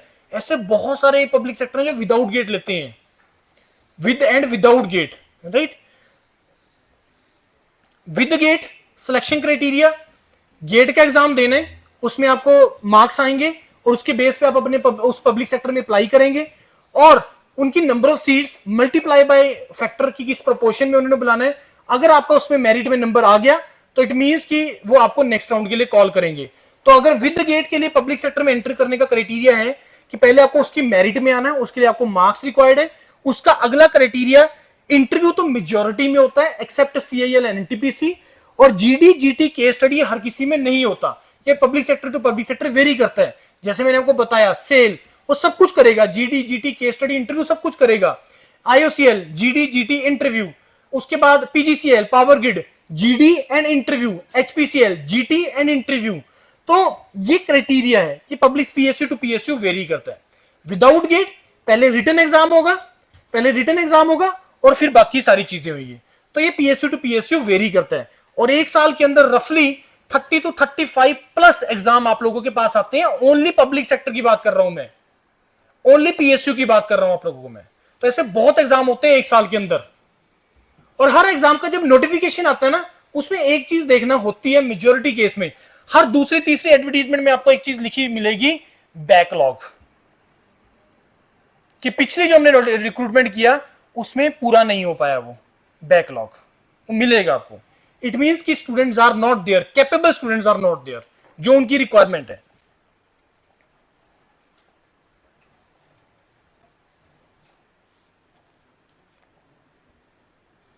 ये बहुत इंपॉर्टेंट है। अदर एग्जामिनेशन, आपके स्टेट जेईई में बहुत सारे एग्जाम्स होते हैं। अब मैं आपको बताता हूं कि अगर पर्टिकुलरली हिमाचल के लिए जेईई के एग्जाम पैटर्न, राइट। अभी पीछे से एचपीएसएसबी जब न्यू गवर्नमेंट आया था तो उसको उन्होंने डिसॉल्व कर दिया, उसको पूरा खारिज कर दिया। एचपीएसएसबी जो नॉर्मली आपका जूनियर इंजीनियर का एग्जाम कंडक्ट करता था, राइट, उसको उन्होंने पूरा डिसॉल्व कर दिया। अब HPPSC Himachal Pradesh public service commission ही है जो एग्जाम्स कंडक्ट करवा रहा है, मेजॉरिटी एग्जाम्स कंडक्ट करवा रहा है। और उसमें अभी पीछे से 1.5 साल पहले नया एग्जाम पैटर्न इन्होंने डिक्लेयर किया, राइट। एग्जाम पैटर्न क्या है, ध्यान से सुनना। 2 पेपर होंगे, पेपर 1 होगा, पेपर 2 होगा। 2 में ये क्यों लेके चल रहा हूं, ये जेई है, ये एई है। 2 पेपर होंगे, पेपर 1 होगा और पेपर 2 होगा। पेपर 1 दोनों का नॉन टेक्निकल होगा, ऑब्जेक्टिव, नॉन टेक्निकल ऑब्जेक्टिव। और इसमें 4 कंपोनेंट हैं। 4 कंपोनेंट कौन कौन से हैं, हिंदी है, हिमाचल जीके है, इंग्लिश है, और उसके बाद national and international current affair and GK. ये पेपर 1 का सिलेबस है दोनों के लिए, जेई के लिए भी, एई के लिए भी। और ये क्वालिफाइंग है। क्वालिफाइंग का मतलब कि आपको मिनिमम कुछ मार्क्स लेके आने पड़ेंगे तो आपका पेपर 2 चेक होगा, नहीं तो नहीं होगा। और कितना क्वालिफाइंग है ये नहीं लिखा हुआ कहीं पे। नॉर्मली ये 35% होता है, नॉर्मली जनरल कैटेगरी के लिए 35% और रिजर्व के लिए 30 के आसपास होता है, right. Now come to the paper 2। ये एक ही दिन होना है पेपर, मॉर्निंग में होगा पेपर 1 और इवनिंग में होगा पेपर 2। पेपर 2 जो असिस्टेंट इंजीनियर के लिए है that is technical, again JE के लिए भी टेक्निकल। एई के केस में ये पेपर है आपका सब्जेक्टिव डिस्क्रिप्टिव, जो अभी होके हटा है आपका, और जेई के केस में ये होगा ऑब्जेक्टिव। समझ में आ गई? सिलेबस दोनों का सेम है, सिर्फ पैटर्न पेपर 2 में डिफरेंस है। एई का पेपर टेक्निकल होगा सब्जेक्टिव, जेई का पेपर होगा ऑब्जेक्टिव, जबकि जेई के अभी कोई भी एग्जाम नहीं हुआ है नए पैटर्न पे। तो ये आपका हिमाचल के अंदर आपकी जो जेई और एई की वैकेंसीज आती है, तो ये उसका एग्जाम पैटर्न होता है, राइट। तो पहला आ गया आपका स्टेट का जेई एग्जामिनेशन, दूसरा एसएससी जेई। एसएससी जेई को भी आप टारगेट कर सकते हैं। एसएससी जेई हर साल होता है और ये सेंट्रल गवर्नमेंट की जॉब्स होती हैं। अब आप लोगों के दिमाग में आता है कि सर एसएससी जेई मैं इसलिए नहीं देना क्योंकि पता नहीं कहां मेरा वो आ जाएगा, पोस्टिंग आ जाएगा। देखो एसएससी जेई में जो पोस्टिंग है ना, वो मेरिट बेस्ड होता है। वो मेरिट बेस्ड होता है कि आपकी जो मेरिट के हिसाब से आपको कॉल किया जाता है काउंसलिंग के लिए, जहां से आपसे पूछा जाता है कि ये वैकेंसीज बची है, बताओ इनमें से कौन सी लेनी है। तो अगर आपका मेरिट में नाम अच्छा होगा, आपको हिमाचल में जॉब मिल जाएगा, आपको चंडीगढ़ में जॉब मिल जाएगा। आगे की बात समझ में? ठीक है, तो ये मेरिट बेस्ड होता है। रफली ऑन एन एवरेज हर साल 700-800 के आसपास वैकेंसीज निकलती हैं। इस बार अराउंड 1300 के आसपास वैकेंसीज निकली थी, जहां तक मेरे को याद आ रहा है, आई मे बी रॉन्ग। तो 1300 के आसपास वैकेंसीज निकला था। डिप्लोमा किस किस के पास है? मेजोरिटी के पास डिप्लोमा है। तो देते हो एग्जाम? ये देते हो? कितने लोग देते हैं एग्जाम एसएससी जेई का? करना हैंड रेस? देखो इन्होंने यस बोला कि हैंड रेस नहीं किया, क्योंकि इनको पता है सर ने अगला क्वेश्चन पूछना है। पढ़ के देते हो कि विदाउट पढ़े देते हो? बिना पढ़े देते हो ना? कितने लोग पढ़ के देते हैं ईमानदारी से? आप सोचोगे कि दूसरे को ना पता लग जाए कि मैं तैयारी कर रहा हूं। ये प्रॉब्लम हो गया है, पता नहीं क्या सिचुएशन है सच में। आज से कोविड से पहले क्या होता था कि जब एक बच्चे को तैयारी करनी होती थी ना, वो 10-15 को लेके आता था साथ में। आज के टाइम पे एक बच्चा इंडिविजुअल आएगा और बोलता सर किसी को बताना मत सर कि मैं तैयारी कर रहा हूं। ये पता नहीं क्या रीजन है यार। तुम्हारी अपनी मेहनत है और दूसरे की मेहनत, वो आप उसने अपनी करनी है, तुमने अपनी करनी है यार। अगर जो अच्छा एफर्ट करेगा उसको मिल जाएगा, उसके साथ कोई रिलेशन नहीं है। ये ट्रबल हो गया, पता नहीं क्या चीज है इसके पीछे। मेरे को रीजन ही मेरे को इसका आंसर मिल रहा है कि क्यों हो गया ऐसा। हुआ ये कोविड के बाद ही है, पहले नहीं था। पता नहीं हम लोग बहुत एज ए इंडिविजुअल रहना सीख गए हैं फोन के कारण। फोन में हम लोग अपना पूरा टाइम स्पेंड कर लेते हैं। पहले के टाइम पे लोग हम बाहर घूमते थे, दोस्त बनते थे, सब कुछ होता था। बहुत कम हो गया हमारा सोशलिज्म। मे बी वो एक रीजन हो सकता है इसका, राइट। तो एसएससी जेई का एग्जाम, आरआरबी जेई भरा है किसी ने? डिप्लोमा होल्डर्स भरे? कल लास्ट डेट है, तैयारी कर रहे हो? No sir. अब ये बहुत इंपॉर्टेंट पॉइंट है जो मैं एंड में आपको बोलूंगा। मैं बंडी आरआरबी ने बोला है कि अब हम लोग हर साल एग्जाम लिया करेंगे और ये बहुत अच्छी जॉब्स होती हैं। इसके रिलेटेड मैंने वीडियोस बनाया था जो पूरे इंडिया में किसी को नहीं पता उस इंफॉर्मेशन के बारे में, कि अगर मेरे को हिमाचल में जॉब लेनी है तो मेरे को किस जोन में अप्लाई करना है।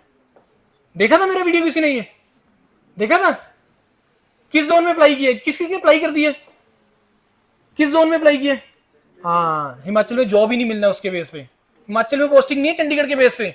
पता आपको इसके बारे में? पंजाब, हिमाचल के स्टूडेंट को ये लगता है कि अगर मेरे को अपनी स्टेट में जॉब लेनी है तो मेरे को चंडीगढ़ जोन में अप्लाई करना पड़ेगा। नहीं, जम्मू एंड श्रीनगर। ये पता ही नहीं होता है। और हमने इस बार इसका वीडियोस बनाया और मेरे को सारे जोन कवर करने हैं इसमें, कि अगर किसी को पोस्टिंग चाहिए, क्योंकि लिखा ही नहीं इंफॉर्मेशन वहां पे। आप अगर उसकी एडवर्टीजमेंट देखोगे ना, लिखा ही नहीं है। और जोन के अंदर भी बहुत सारे आगे सब डिविजन्स हैं, सब डिविजन्स हैं। कहीं पे मेंशन ही नहीं है कि किस डिवीजन के बारे में लिखा हुआ है। एनआर, बस ये लिख दिया नॉर्दर्न रेलवे। लेकिन पोस्टिंग कहां में मिलेगी ये बताया ही नहीं कहीं पे भी। तो लेकिन हमारे कुछ स्टूडेंट्स थे जिनका हुआ था सिलेक्शन 2018 वाले बैच के अंदर, तो उन्होंने मेरे को सारा बना के दिया। मैंने नहीं मेहनत की, टू बी वेरी फ्रैंक। उसने मेरे को बना के दिया, लेकिन मैं चाहता था कि इंफॉर्मेशन प्रोवाइड की जाए, राइट। तो अगर आप लोगों में भी जो भी डिप्लोमा में और अप्लाई करना चाहता है आरआरबी जेई में, आरआरबी का एग्जाम पैटर्न क्या है वो मैं आपको बता दूं। आरआरबी में 2 स्टेजेस में एग्जाम होता है। सीबीटी 1 होगा, सीबीटी 2 होगा। सीबीटी 1 है वो टोटली नॉन टेक्निकल है, उसके अंदर टेक्निकल कुछ भी नहीं है, राइट। ये रख देना।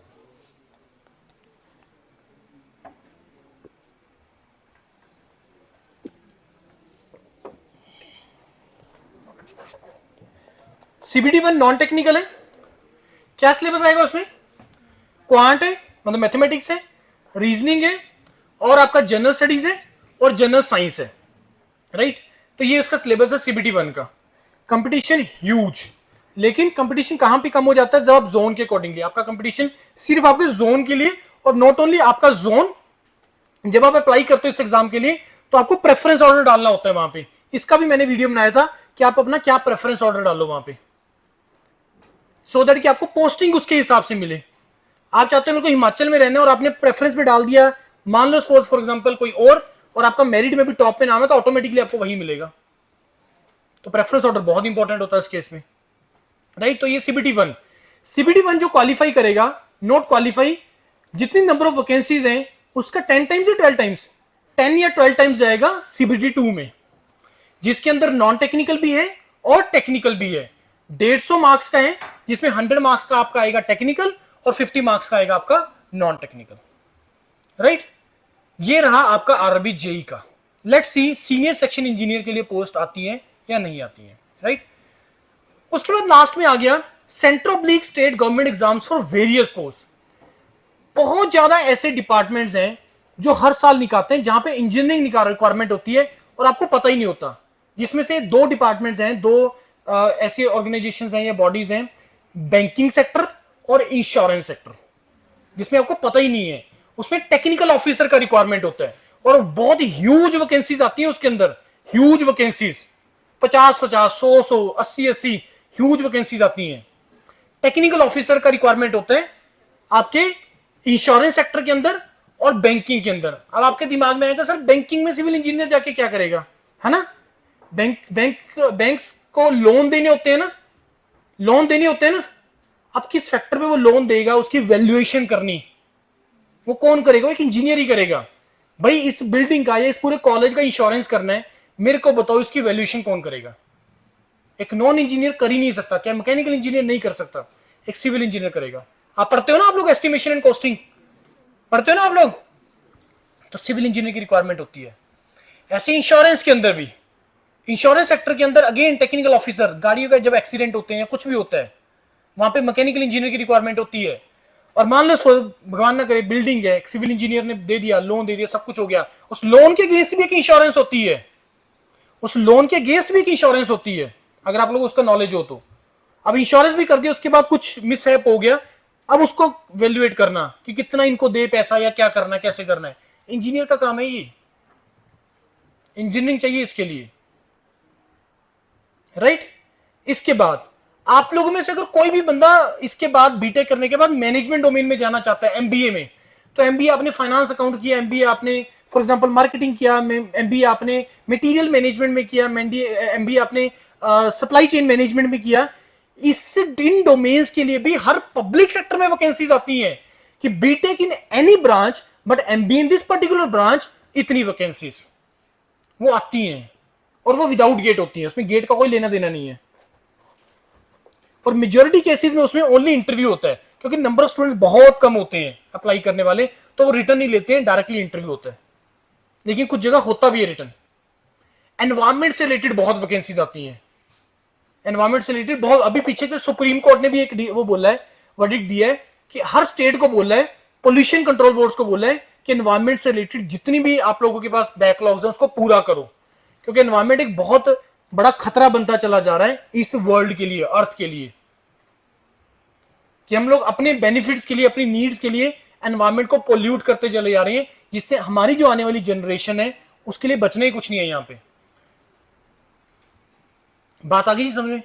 तो इस तरीके से आपके पास एक साल के अंदर बहुत एग्जाम होते हैं, बहुत एग्जाम्स होते हैं आप लोगों के पास। लेकिन उन एग्जाम को क्रैक करने से पहले हमें तैयारी करनी होती है और अपना माइंडसेट थोड़ा सा चेंज करना पड़ता है कि हमें इस जोन से बाहर निकलना है, वो उससे बाहर निकलना है, कंफर्ट जोन से थोड़ा सा बाहर निकलना है, तो होगा, अदरवाइज नहीं होगा। और हमें प्रिपरेशन कुछ इस तरीके से करनी चाहिए, कलेक्टिव प्रिपरेशन हमें कुछ इस तरीके से करनी चाहिए कि जिसमें मेरे सारे एग्जाम्स कवर हो जाएं, हर तरह के एग्जाम्स कवर हो जाएं, जेईई, ये स्टेट, क्योंकि इनकी मोरलेस जो रिक्वायरमेंट है ना, मोरलेस जो रिक्वायरमेंट है वो सिमिलर सी है कि टेक्निकल पार्ट हमें सारा कर लिया और नॉन टेक्निकल पार्ट हमें सारा कर लिया। टेक्निकल ढंग से कर लो, नॉन टेक्निकल के सारे हेड ढंग से कर लो, quant, reasoning, general studies, English, Hindi, ये सारा अच्छे तरीके से कर लो और सारे एग्जाम के लिए तुम लोग प्रिपेयर हो गए। This is called the foundation batch. हमारे ऑफलाइन में जो हम लोग बैचेस करते हैं वो फाउंडेशन बैचेस होते हैं।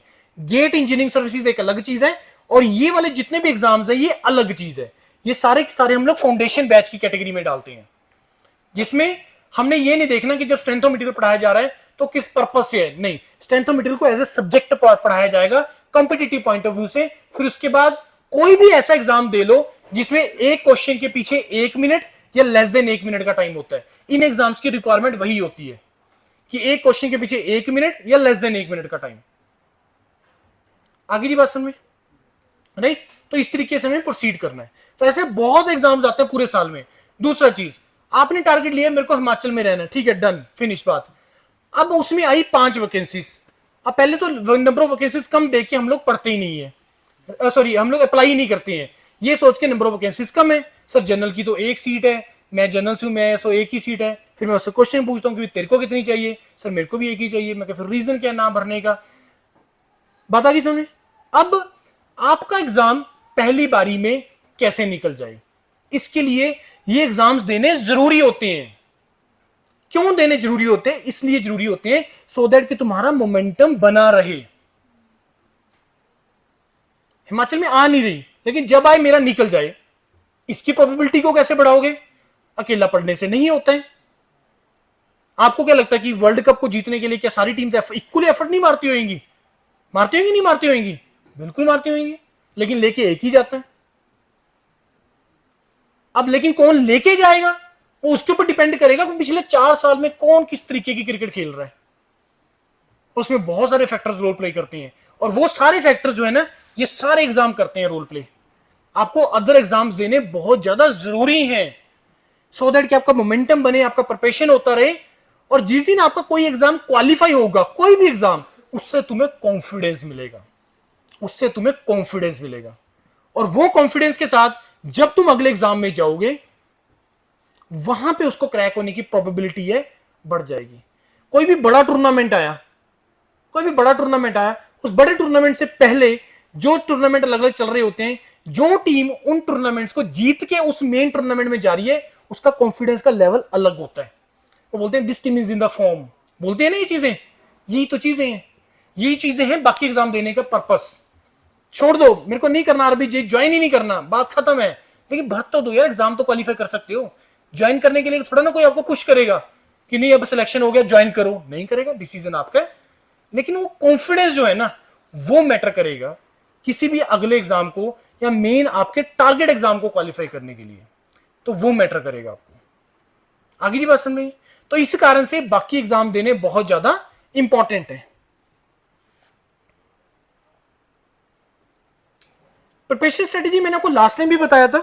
आपको अपने सब्जेक्ट्स को बहुत अच्छे तरीके से पढ़ना है, ढंग से पढ़ना है आपको अपने सब्जेक्ट को, चाहे आप गेट के लिए पढ़ रहे हैं, अपने स्टेट जेईई के लिए पढ़ रहे हैं, किसी भी एग्जाम के लिए पढ़ रहे हैं, उसके कंसेप्ट को स्ट्रॉन्ग करके पढ़ो, अच्छे तरीके से पढ़ो। कॉलेज की रिक्वायरमेंट डिफरेंट है।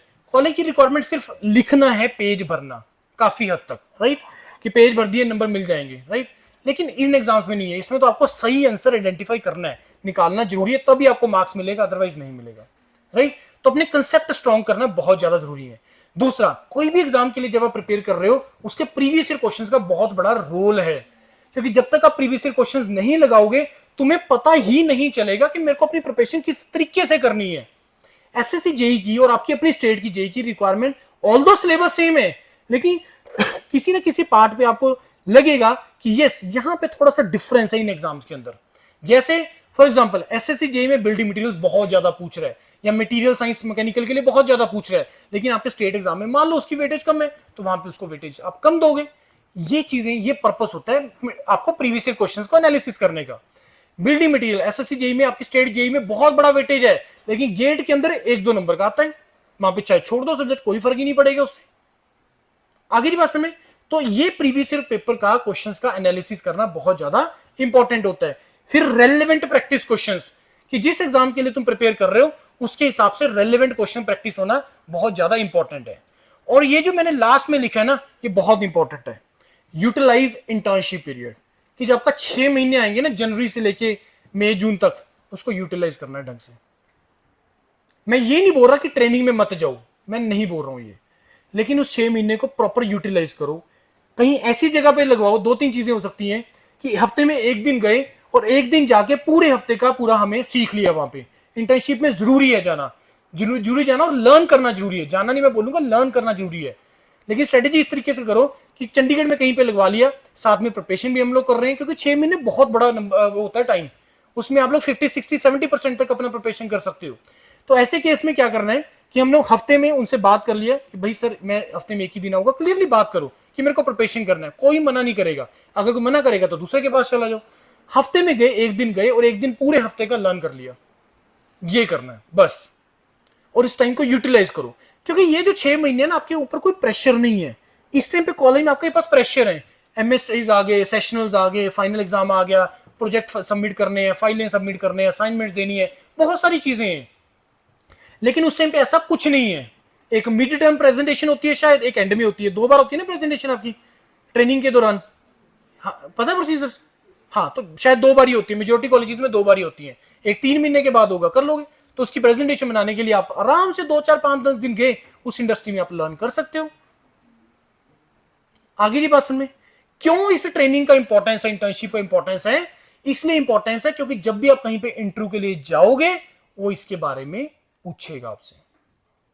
ऐसा नहीं है कि इसके बारे में कोई नहीं पूछेगा। इंटरव्यू में कहीं पे भी गए, असिस्टेंट इंजीनियर की इंटरव्यू के लिए जा रहे हो, पब्लिक सेक्टर की इंटरव्यू के लिए जा रहे हो, आईआईटीज की इंटरव्यू के लिए जा रहे हो, वो आपसे पूछेगा what was your project in your internship. और वो उसके पीछे कोई प्रूफ नहीं मांगेगा कि आप गए नहीं गए, किया नहीं, वो नहीं प्रूफ मांगेगा, वो 2-4 क्वेश्चन पूछेगा। अच्छा जी, क्या किया प्रोजेक्ट में, क्या प्रोजेक्ट था आपका? सर ये था। अच्छा, उसमें क्या किया? अच्छा ये था। क्या लर्निंग हुई आपका, क्या ऑब्जेक्टिव था, जो आपने ऑब्जेक्टिव लेके चले थे, क्या वो आउटकम आया? ऐसा 5-7 क्वेश्चन पूछेगा आपसे, और उसी से पता लगा लेगा कि आपने उसको सीखा कि नहीं सीखा ढंग से। वो ये जानना चाहता है कि आपने उसको सीरियस लिया या नहीं लिया, वो ये जानना चाहेगा। बस इतना सा पर्पस होता है उसका, इतना सा पर्पस होता है सिर्फ। आगे की बात समझ में? तो इससे 6 महीने वाला जो पीरियड है ना, इसको ढंग से यूटिलाइज करो, अच्छे तरीके से यूटिलाइज करो। ये आपके पास बहुत अच्छा अपॉर्चुनिटी है। ये पहले नहीं होता था आपके कॉलेजेस के अंदर, आई थिंक शायद ये 2018-19 के बाद ही स्टार्ट हुआ है। 6 मंथ्स वाला जो इंटर्नशिप पहले नहीं होती थी हिमाचल के अंदर। तो इसका बेनिफिट उठाओ, इसका फायदा उठाओ इस चीज का।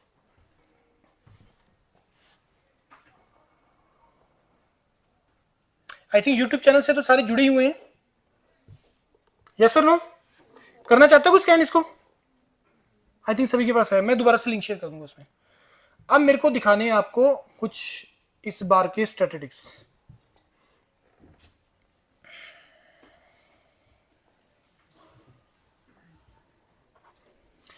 इस बार एग्जाम किसने कंडक्ट करवाया था? आईसी बेंगलोर ने, है ना? ये देखी पीडीएफ किसी ने? उन्होंने एक एनालिसिस स्टैटिस्टिक्स का एक पीडीएफ रिलीज किया है। आप लोगों को अभी तक किसी ने बताया होगा कि गेट में 60-70 नंबर लेके आने हैं तो ही करियर बनेगा, है ना? आपको लगता है ऐसा कि 60-70 नंबर लाने से ही करियर बनेगा गेट के अंदर? हाँ या ना तो बोलो। लास्ट टाइम मैंने क्या बोला था कि 40-50 नंबर बहुत हैं, बोला था, याद है? अब मैं प्रूफ दे रहा हूं आपको उसका। एक प्रूफ तो मैं आपको दे ही चुका हूं मैं, क्या कि आईओसीएल में 35 नंबर पे कॉल आ गया। अब दूसरा proof,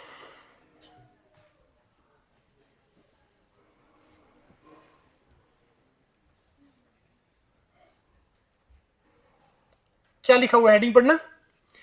paper wise and category wise range of marks out of 100 of qualified students, कि 100 में से किसके कितने नंबर आए और कितने नंबर ऑफ स्टूडेंट्स थे जिन्होंने एग्जाम को क्वालिफाई किया, राइट?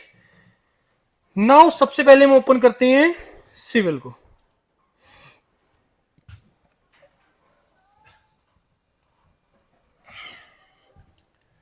कितने नंबर बोला आपको किसी ने कि 60 प्लस नंबर चाहिए? 60 प्लस नंबर पे only 280 students are there who have scored more than 60 marks. Only 280 general category. सिर्फ 280 बच्चे।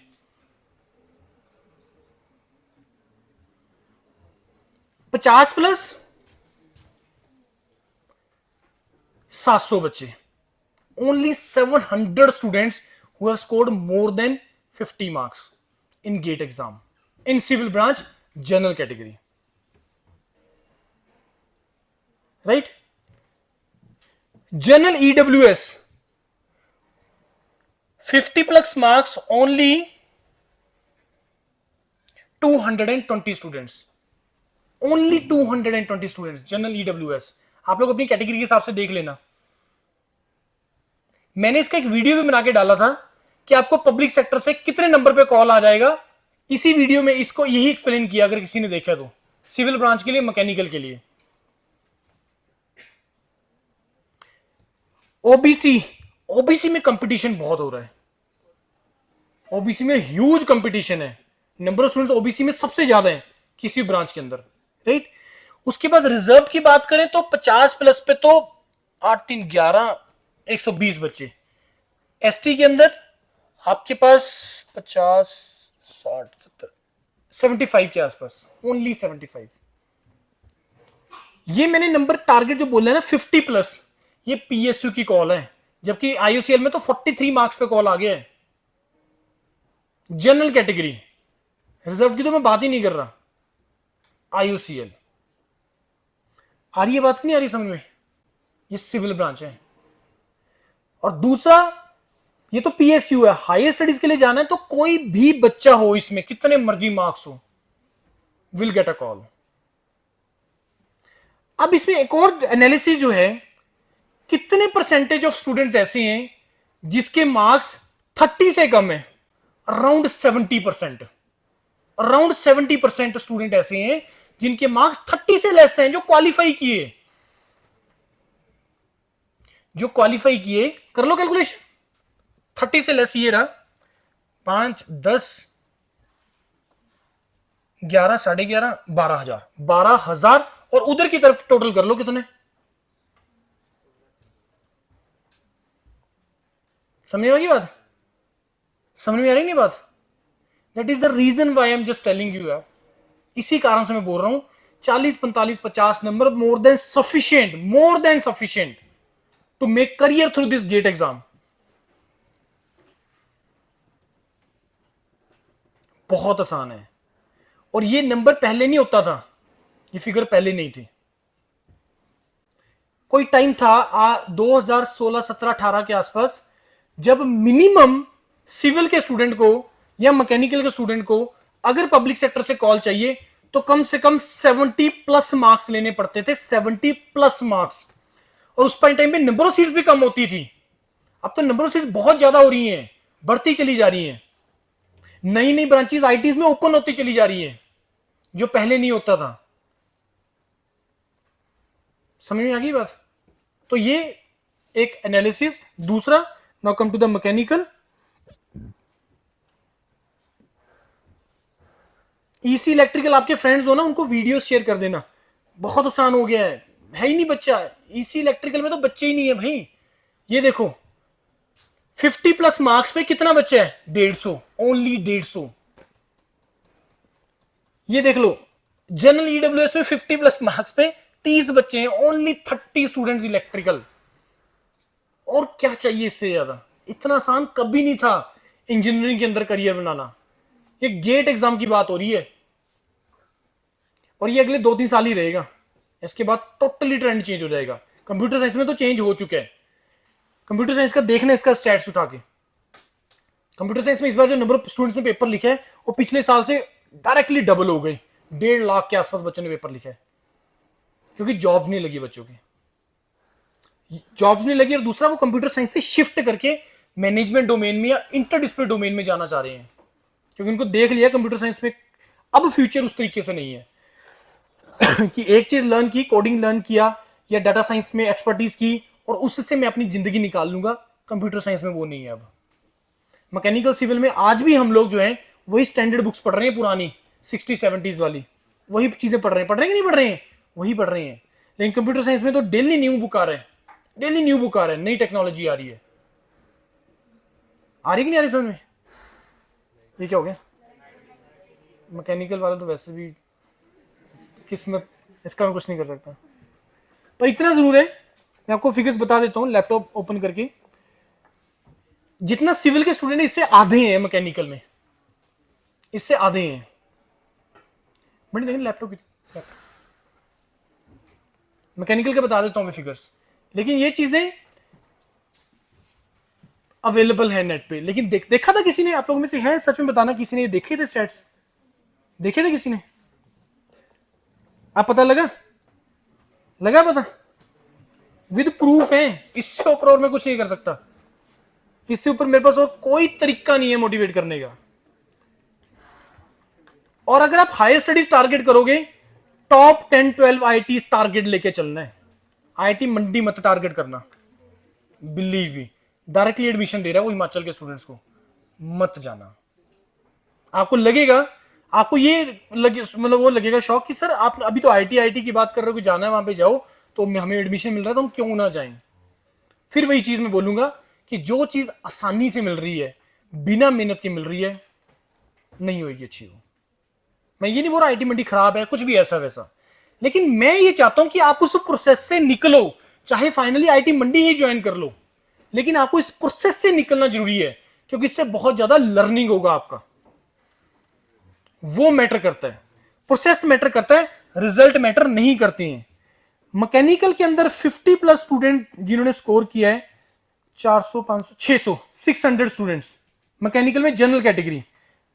अब आ जाओ जनरल ईडब्ल्यूएस में 150 student, only 150 student general OBC. और लेकिन आपको लगेगा ये तो सर ज्यादा है, नंबर ऑफ स्टूडेंट्स तो ज्यादा है, लेकिन नंबर ऑफ वैकेंसीज भी तो आप लोगों की ज्यादा आती है। आईओसीएल नॉर्मली 100+ स्टूडेंट्स को रिक्रूट करता है हर साल, मैकेनिकल के 100+ वैकेंसीज होती है, सिविल के लिए होती है अराउंड 40-45 के आसपास। उसके बाद केमिकल के लिए आईओसीएल बहुत ज्यादा करता है, अगेन 100+ के आसपास। तो मैंने वो आपको सेग्रीगेशन दिया था कि अगर 1000 वैकेंसीज हैं, 1000 के पीछे सबसे ज्यादा 400-450 मैकेनिकल की हैं। मे भी आपका प्लेसमेंट बड़े इजीली भी हो जाएगा यहां से। मैं ऐसे ऐसे कॉलेजेस में गया हूं, मतलब जहां पे 20 बच्चा मैकेनिकल, 30 बच्चा मैकेनिकल, प्राइवेट कॉलेज, वहां से भी प्लेसमेंट्स हो रही हैं बच्चों की, और खुश हैं दबा के, 2-4 लाख की नौकरी लेके खुश हैं। आपके लिए तो यार और इससे ऊपर बहुत बड़ी चीज पड़ी है, उसको लेके आओ, उसको लेके आओ और उसके लिए एफर्ट करो, वो ज्यादा मैटर करेगा तुम्हारे लिए। और वो ट्रेंड सेटर्स होंगे, आप लोग ट्रेंड सेटर्स होंगे और कर सकते हो। आप अपने जूनियर्स के लिए या इस रीजन के हिसाब से या इस कॉलेज के हिसाब से आप ट्रेंड सेटर बनो, उसी से आपको सेटिस्फेक्शन मिलेगा। जब आपका सिलेक्शन होगा फॉर एग्जांपल आईएसआरओ के अंदर, वर्ल्ड की ऐसी ऑर्गेनाइजेशन के अंदर या इंडिया की ऐसी ऑर्गेनाइजेशन में जिसमें लोग ज्वाइन करने के बाद प्राउड फील करते हैं। आईएसआरओ के अंदर हमारे अराउंड 18 to 20 स्टूडेंट्स हैं, जो भी उस चंद्रयान मिशन का पार्ट था, दे वर मोर देन हैप्पी, चाहे किसी का रोल ट्रांसपोर्टेशन के अंदर ही क्यों ना रहा हो, वो भी प्राउडली बोलता है कि sir I was the part of this Chandrayaan mission, proudly. मतलब इससे प्राउड फील होता है यार। आईएसआरओ के अंदर मेजोरिटी लोग जो है वो साउथ से हैं, मेजोरिटी। क्यों रीजन? क्योंकि उनको वो क्रेज है उन ऑर्गेनाइजेशन के लिए जाने का, एफर्ट करने के लिए, और वो आप भी कर सकते हो। You all are capable enough, हर कोई कर सकता है। सिर्फ फर्क इतना सा पड़ेगा, मेहनत कर जिसने किया वो निकल जाएगा, जिसने मेहनत नहीं किया वो फंस जाएगा। I think this college started in 2014, 15 में पास आउट, पहला पासिंग ईयर था, 15 में स्टार्ट हुआ था। अब हिस्ट्री देखो अपने पुराने स्टूडेंट्स, आपके सीनियर्स वगैरह क्या कर रहे हैं इस टाइम पे, वो सोचो। बहुत बच्चा ऐसा है जो फ्री भी बैठा है। मेरे पास अभी इस बार कुछ गेट के आए हैं मैकेनिकल के स्टूडेंट इसी कॉलेज के, जो 2-2, 3-3 साल पुराने पास आउट हैं। और कैसे कनेक्ट हो गए? जो हमने प्रेजेंटेशन करके डाला था महात्मा गांधी के नाम पे, इस कॉलेज के नाम पे, जो यूट्यूब पे पड़ा है। एक सेशन हमने ज्यूरी में किया, सुंदरनगर में किया था आपके फाइनल ईयर के स्टूडेंट्स के साथ, जो इस बार पास आउट हो गए, और एक आपके साथ किया था। उन्होंने सुना पूरा प्रेजेंटेशन और वो आए हैं। तो इस कारण से आप भी जो भी करना चाहते हो अपनी लाइफ के अंदर प्लान करो ढंग से, क्योंकि आप लोग उस स्टेज में हैं कि आपको डिसीजंस लेने हैं, आप उस वर्ज पे बैठे हो, और लो डिसीजन। लेकिन डिस्कशन ऐसे लोगों के साथ करना जिनको उस चीजों के बारे में समझ हो, बिलीव मी, अदरवाइज आपको वो कभी वो नहीं करेंगे मोटिवेट इन एग्जाम्स के लिए या किसी और चीज के लिए नहीं करेंगे मोटिवेट। तो सिर्फ उसी से डिस्कशन करना जो आपको लगता है कि जिसको इन चीजों के बारे में पिक्चर क्लियर है, इसका विजन बहुत ब्रॉड है, उसी से डिस्कस करना, अदरवाइज मत डिस्कशन करना। वो सारा जो आपके दिमाग में पॉजिटिविटी होगी वो सब 2 मिनट में खत्म कर देंगे, 2 मिनट लगाएंगे। आप लोगों में से किसका सीजीपीए 8+ है? 8+ सीजीपीए है किसी का? प्राउडली ऊपर करो यार ऐसे। टारगेट करो, अगर आप लोग कर सकते हो डायरेक्ट पीएचडी फ्रॉम यूएसए, जिसमें मैंने लास्ट टाइम भी आपको बताया था, डायरेक्ट पीएचडी फ्रॉम यूएसए जो करना चाहता है, $2,500 पर मंथ का स्कॉलरशिप है डायरेक्ट पीएचडी में, जिसमें खर्चा आपका 1200 से 1500 है और जाने का खर्चा 1.5-2 लाख से ज्यादा नहीं है। Direct PhD abroad. अभी आपके सिविल का ही एक स्टूडेंट विक्रम ठाकुर, हिमाचल का स्टूडेंट है, कॉलेज शायद उसका एनआईटी हमीरपुर था, उसका सिलेक्शन हुआ है अभी डायरेक्ट पीएचडी के लिए, विक्रम ठाकुर। ये जितने भी मैं नाम ले रहा हूं ना, मैं इनकी सभी की इंटरेक्शन हमारे यूट्यूब चैनल्स के ऊपर पड़ी है। सारी सिलेक्शंस आपके कॉलेज में जिनका एसजीवीएनएल में सिलेक्शन हुआ था पिछले साल, वो सारी सिलेक्शंस वहां पे पड़ी हैं। उनको सुनो, वो लोग क्या बोल रहे हैं, क्योंकि उससे सुनने से मोटिवेशन मिलेगा। अमृत बेदी की 2-3 इंटरेक्शंस हैं, उसको सुनो, आपको कुछ पता लगेगा चीजों के बारे में। एक स्टूडेंट और जिसने आईटी बॉम्बे से एनर्जी में मास्टर्स किया था, एमएस प्रोग्राम जो मैंने आपको दिखाया था लास्ट टाइम, एक आईआईटी में एमटेक होता है, एक एमएस होता है, एक डायरेक्ट पीएचडी होता है। वो इस टाइम पे यूएसए में एनवीडिया में जॉब कर रहा है, मैकेनिकल का स्टूडेंट है वो। उसका जॉब, उसका जो सैलरी है पर मंथ का, वो $20,000 है पर मंथ का सैलरी। प्रदीप शाही है उसका नाम, अभी उसका मैरिजोकेट है। देखना, नेट पे चेक करना किससे हुआ है। तो क्या फर्क है जो मैं आपको बोल रहा हूं कि एक 5 लाख की सैलरी और एक 50 लाख की सैलरी में क्या फर्क है? बात आ रही है समझ में? आ रही बात समझ में? नहीं आई है? अब कोई क्वेरी आप लोगों का कुछ है तो, कोई भी क्वेरी किसी तरीके का आपके दिमाग में हो, उल्टा सीधा? मैंने सीधा भी बोला है।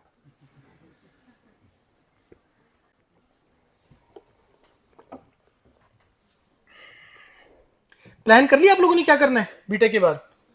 होगी प्लानिंग? सोचा नहीं सोचा है? सोचा कि नहीं सोचा है? गुड। जो भी आपका पाथ है ना, उसको अभी जो भी आपका फाइनल गोल है ना, उसको लिख लो कहीं पे, जो आप फाइनली करना चाहते हो लिख लो, और उसको डेली देखते रहो, डेली देखते रहो। बस देखना है, करने की मोटिवेशन अपने आप आ जाएगी। एसजेवीएनएल जाना तो लिख लो, आईएसआरओ जाना तो लिख लो, यूएसए जाना तो लिख लो, लिख लो और डेली देखते रहो, काम अपने आप हो जाएगा, मोटिवेशन अपने आप आ जाएगी करने की, जब आप लिखोगे और डेली देखोगे उसको। कैपेबिलिटी हर किसी में, हर कोई कर सकता है, ऐसा कुछ भी नहीं है कि कोई अलग से दिमाग लेके आया है। बस दिमाग का इतना सा फर्क है कि जो जितना यूज करेगा ये उतना डेवलप होगा, जितना यूज करोगे उतना डेवलप होगा ये। मैंने लास्ट टाइम आपको बोला था रॉकेट बॉय सीरीज देखने को, देखी थी? बोला था मैंने? हाँ, देखी कि नहीं देखी? किसी ने देखी थी? मूवीज देखी होगी उसके बाद बहुत सारी ना। चलो कोई बात नहीं, देखो करियर बनना आपका है, मेरा तो उसके साथ कोई रिलेशन नहीं है, करियर तो आपका है। बताइए कोई क्वेरी है, नहीं तो इसको फिर वाइंड अप करिए। कोई भी क्वेरी आपके दिमाग में आता है?